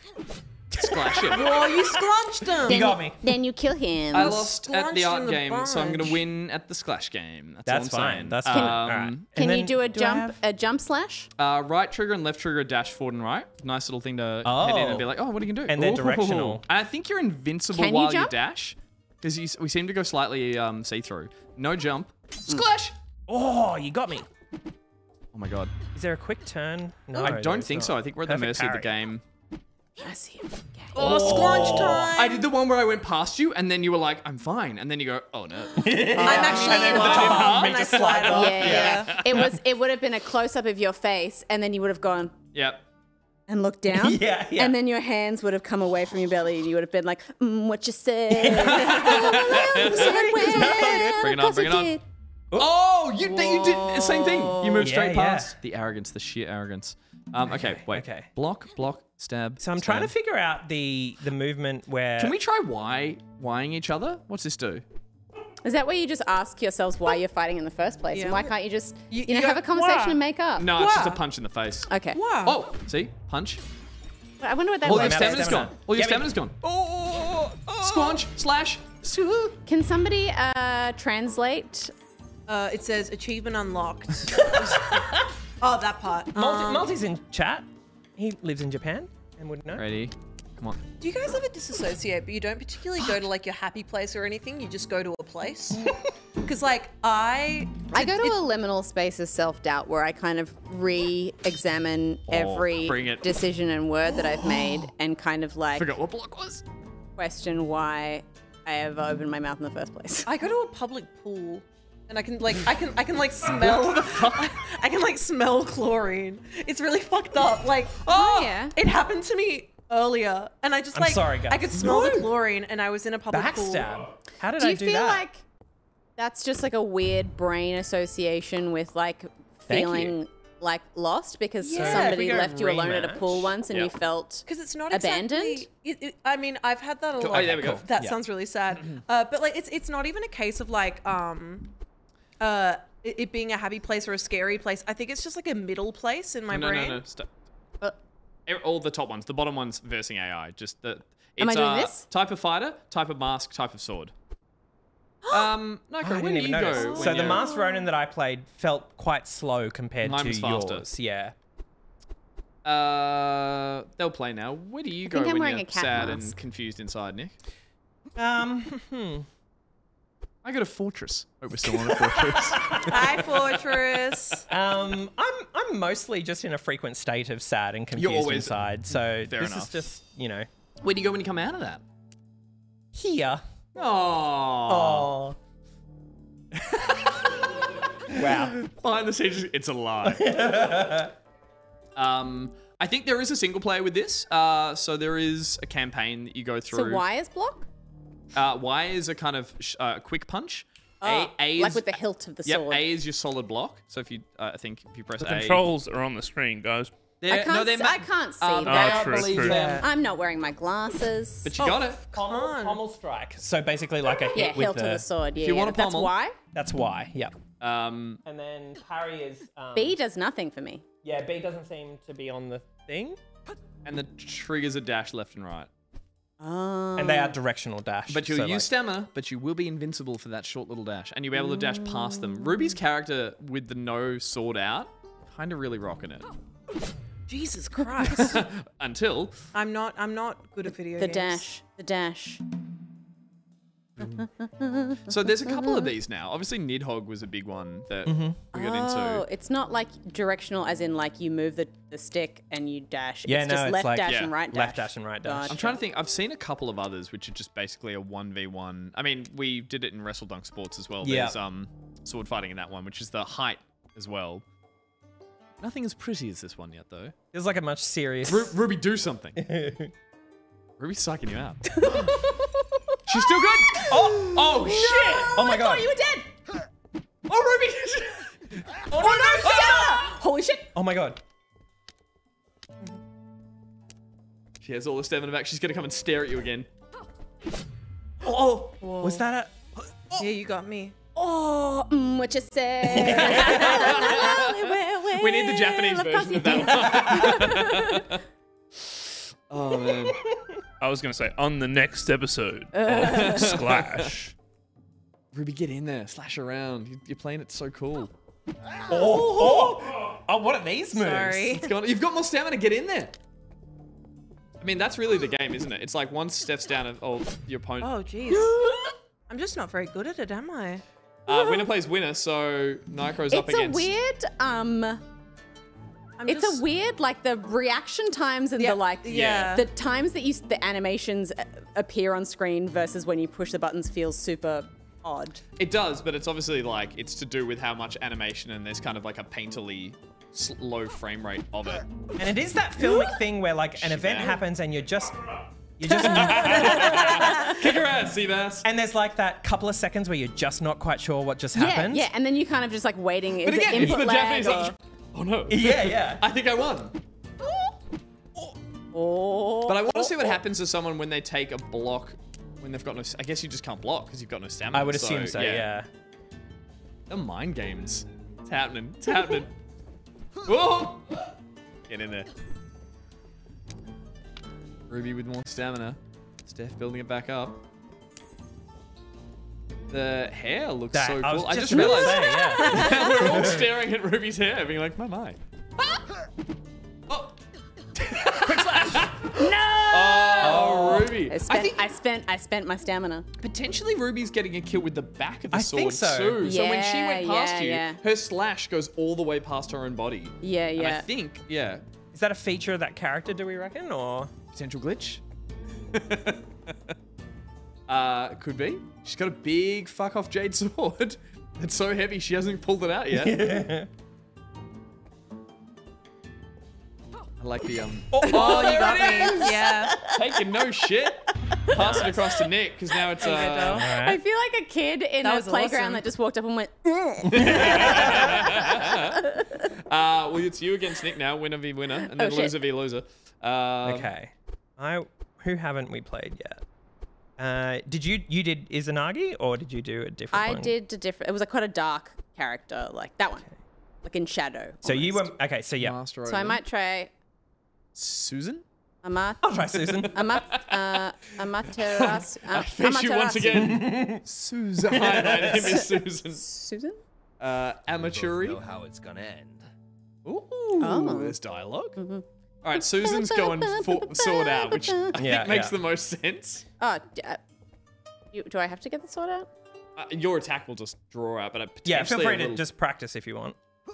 That's what he's saying. 'Cause it's like, Holy shit. What's your attack, Nacro? So my pommel is really interesting. You got a kick. It's like a kick. Oh, my pommel looks like I'm just snapping my fingers in front of your face. Like, Oh, wow. That's the one that I had. Oh, Okay. Ruby okay. picked correct. Oh. Oh. Oh no! I love the slowdown on the Holy block. shit. I thought I had it then, but it Yeah. was like, there's that moment of pause where you're just like, you don't know The what's slow happened. motion on the swords colliding is great. Very cinematic, but it's also like heart in your mouth kind of. Oh! Oh no! Whoa! Oh, well done. Take that, Susan. That was a cool, like, little spin They all look so at the end. I feel like Susan needs to. Man, this, what's like- Susan's personality? Like, petal camera blocking stuff is, like, intense sometimes. Like, it's beautiful, but, like, come on. Try arguing that one to the judges at the end. I think you'll find there was a petal in my face. Yeah, yeah. Again, I can't get past Steph's character just being so bad. Oh, the one Ruby had just. Whoa. I thought I blocked. You went. Mm-hmm. I went, look over here. Bye, Susan. Oh. That's Holy your shit. piece? Again. See, again, I thought I had that. Well done. Well done.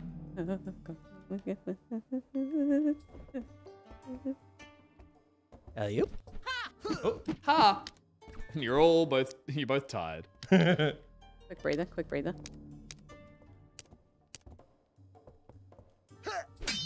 Whoa. Oh. Oh my god. Holy shit. That was well a done. fluke. No, that was well done. That's what you want to hear as you. I slashed as 4 you times at slowly- the air. Yeah. Not what you want to hear from Susan is you're dying. That was actually a fluke. I've never done this before. Get in there.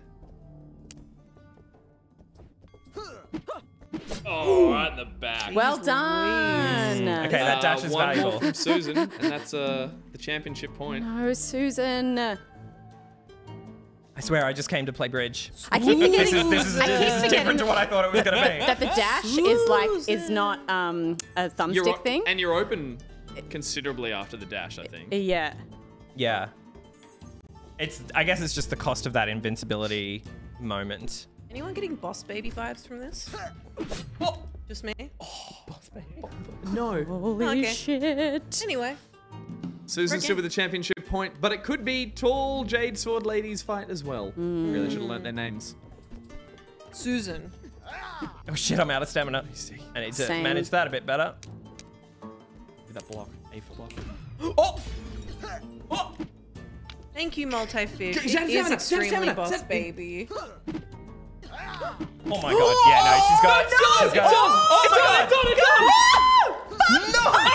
Yes! The click, baby! The click! Wow! That was incredible. Incredible. Oh wait, there's one more. This is the match Sudden point. death. This is the The match one where you point. both looked down and went, oh, I'm fine. Thank you, EvilSpyBoy. Monsters vs. Aliens is a perfect movie. I think now a lot of people think it's really shit, but... What? What'd I do? Final match point. Oh! Well done. Holy Well shit, done. Wait, was it me? Yeah, it was you. Oh, well done me! To be Nice, fair, well done. It's quite hard instantly when it Incredible. goes black and It white. went to You're black like, and white. who the fuck just won? Which And one was me? also, there was every scenario where you killed me was that thing where you went past me That and rocks. I was like, I saw myself go down and I was like, oh damn. Crazy. Yeah. You were like perfectly matched. That was so close. Yeah. Holy shit. Is it? hit the little remote thing, I think, again. Yeah. That was perfect. I don't think we should play another one because that was heart in my throat kind of stuff. Great little game that's called Sclash. It's on Steam. And if you like your Nidhogs and if you like your Wrestle Dunk sports and you like your painterly art styles, it was good fun. That was amazing. It's beautiful. Wonderful. Well, I reckon that rounds us out to the end of the show. I'm so excited for post show. All of the like weird, gross art that's going to be in there. Yes, so promises for post-show. We're going to look at some of the messed up AI stuff that Nicrotex created for the game that didn't make the regular cut. I'll talk to you and maybe try and convince you about a new show I'm going to pitch with Steph that is probably sadder than it is funny. And then hopefully if there's anything... It's just... And then we've also got creative and we'll answer some questions from you guys. So the only way to get access to that is obviously sign up at the Patreon. But for now, Nicro, thank you so much for joining us tonight. Thanks for having me. It's been a pleasure to have you here. Love coming to visit. I don't know why you guys. we shouldn't thank you as a guest. You're one of the team. You're in here. Aw, you did something. that's actually- You made one of the segments tonight. Yeah. I did. But as guests, we should probably still force you to read the credits and thank everyone else, Sure, including yourself sure. in the credits. So Josh, roll them up if you'd be so kind, and we'll thank everyone as part Oh of the shit, show. I need to pick a voice. I'm gonna do what I think Scotty would talk like. Perfect. Oh, interesting. He's doing all the work for us. We didn't have to. The buds. No, wait. I kind of wanted to be like, I don't know. Yeah. You're running out of time, mate. Scooby. Luzolia. Shitcat. It's too manly. I think she sounds like cuter. Phoenix O'Lion. Yep. Disturb 778. Jex. Caboose. What the Shark. Snail XD. That's Scotty. Lord Shadowmar. But now she's stealing my chair. She's being a little bitchy about it. Gus Beard Wrangler. Dumb She's days. coy. Yeah. Apiarist Baker's Honey Bun Bun. Yep. Yeah. But Lubricator, we're robots. Foot Severer, Morph Captain. Here she comes, Costume Department, Oranishi. Look at that face. Remove her foot from Ghost's mouth, Babbling Buffin. I can't actually see the credits. Yeah, that one. Milliner for Wilderness, Snail XD. Back Pocket Legal She's Team. really talking. Now she's humping everything. Head technician, Ken Levin, Wood Sex. Scotty Green, Dynamite. Best good boy, it's Jeff. It's just me. Bad boy, Evil Spy Boy, Box Boy Boxy, Scotty Breeder, Bifrost, Scotty Feeders, Super Studios, Pitch Perfector, MiddleCee, Peter's Cable Guy, Woolsey. Oh, this is so adorable. Oh my god. Designer of Worlds, AyTimothy. Community Hot Boy, it's me, it's Nicrotex, and my hot boy, the Coastal City. Remover of Sass is Sassless. The house band is Muso for hire. Dinosaur Supervisor, Phil Tippett. The bird supervisor is Loki Cat. God, you are beautiful. You are so such a beautiful girl. Yay! Oh, I love All right. God, you're right. There's a lot of yeah. Yeah. She's shedding. Yeah. Don't put it on the set. It's just coming out. Let her off the table. It feels like she's being so subjected. And if you're loving what this is right now, coming up next is the post show, and that one is sponsored by Loki Cat. Here comes it. Now on the dog's Acting. face. She's so chill. But Loki Cat, as we do every week, we liken Loki Cat. We describe Loki Cat as a whiskey. He's a lover of cockatiels. And of fine Scotch whiskey. Fine Scotch whiskey. So we find some tasting notes of Scotch whiskey. I messed it up. I threw in some rum and tequila at one point. People didn't like it. They were falling back on the old favourites. So they weren't enjoying it. Has it been refreshed? It has. Excellent. So I'm about to read it. Can we get some little bit of hush, a little bit of sexy music, a little bit of can we get a little bit of sex vibes, please? I just want sex. Thank you. Okay. Perfect. Set the mood. Loki Cat is a smooth, creamy, supple, and very malty boy who works superbly well neat over ice or in mixes where he really excels. Yes. So if you're after a Loki Cat that's fun, full of flavor, and has a bit of history behind it, then pick up a bottle. You won't be disappointed.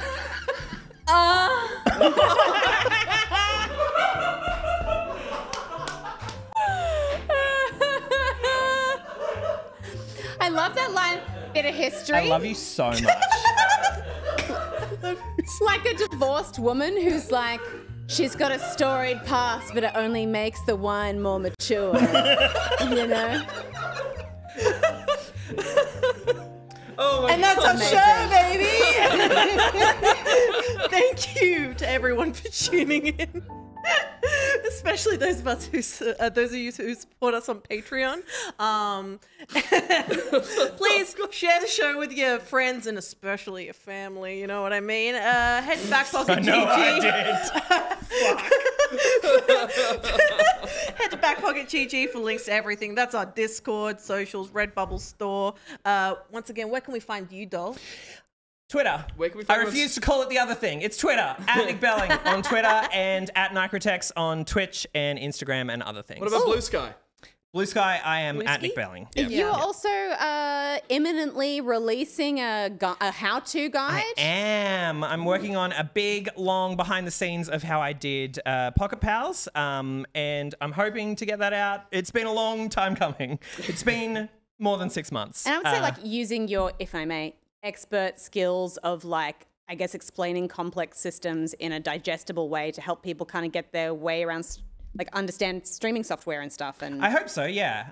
It's got like a bit of assumed knowledge, but it's kind of like I want to show off like what could be possible if you kind of step outside of the box a little bit. So, Yeah. And that's all going to find its way to... We'll have a chat. Totally. We'll probably put it on my YouTube. Paywall that fucker. Sorry. Yeah. Said that out loud.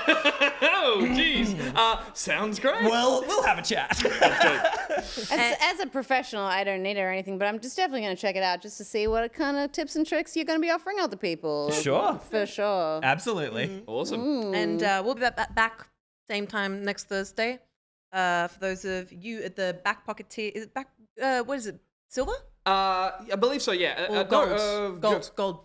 Gold for the post show. Yeah, we've had a bit of a rework. Go check it out. Yeah. But if you're at the right tier, you know it. You're going to come and join us on the private link in the Discord to the post show where we're going to get all things creative, weird, and fun. But otherwise, this has been a hoot, guys. It's been hilarious. Had so much One fun. of the best shows in a long time. And I'll see you at the movies.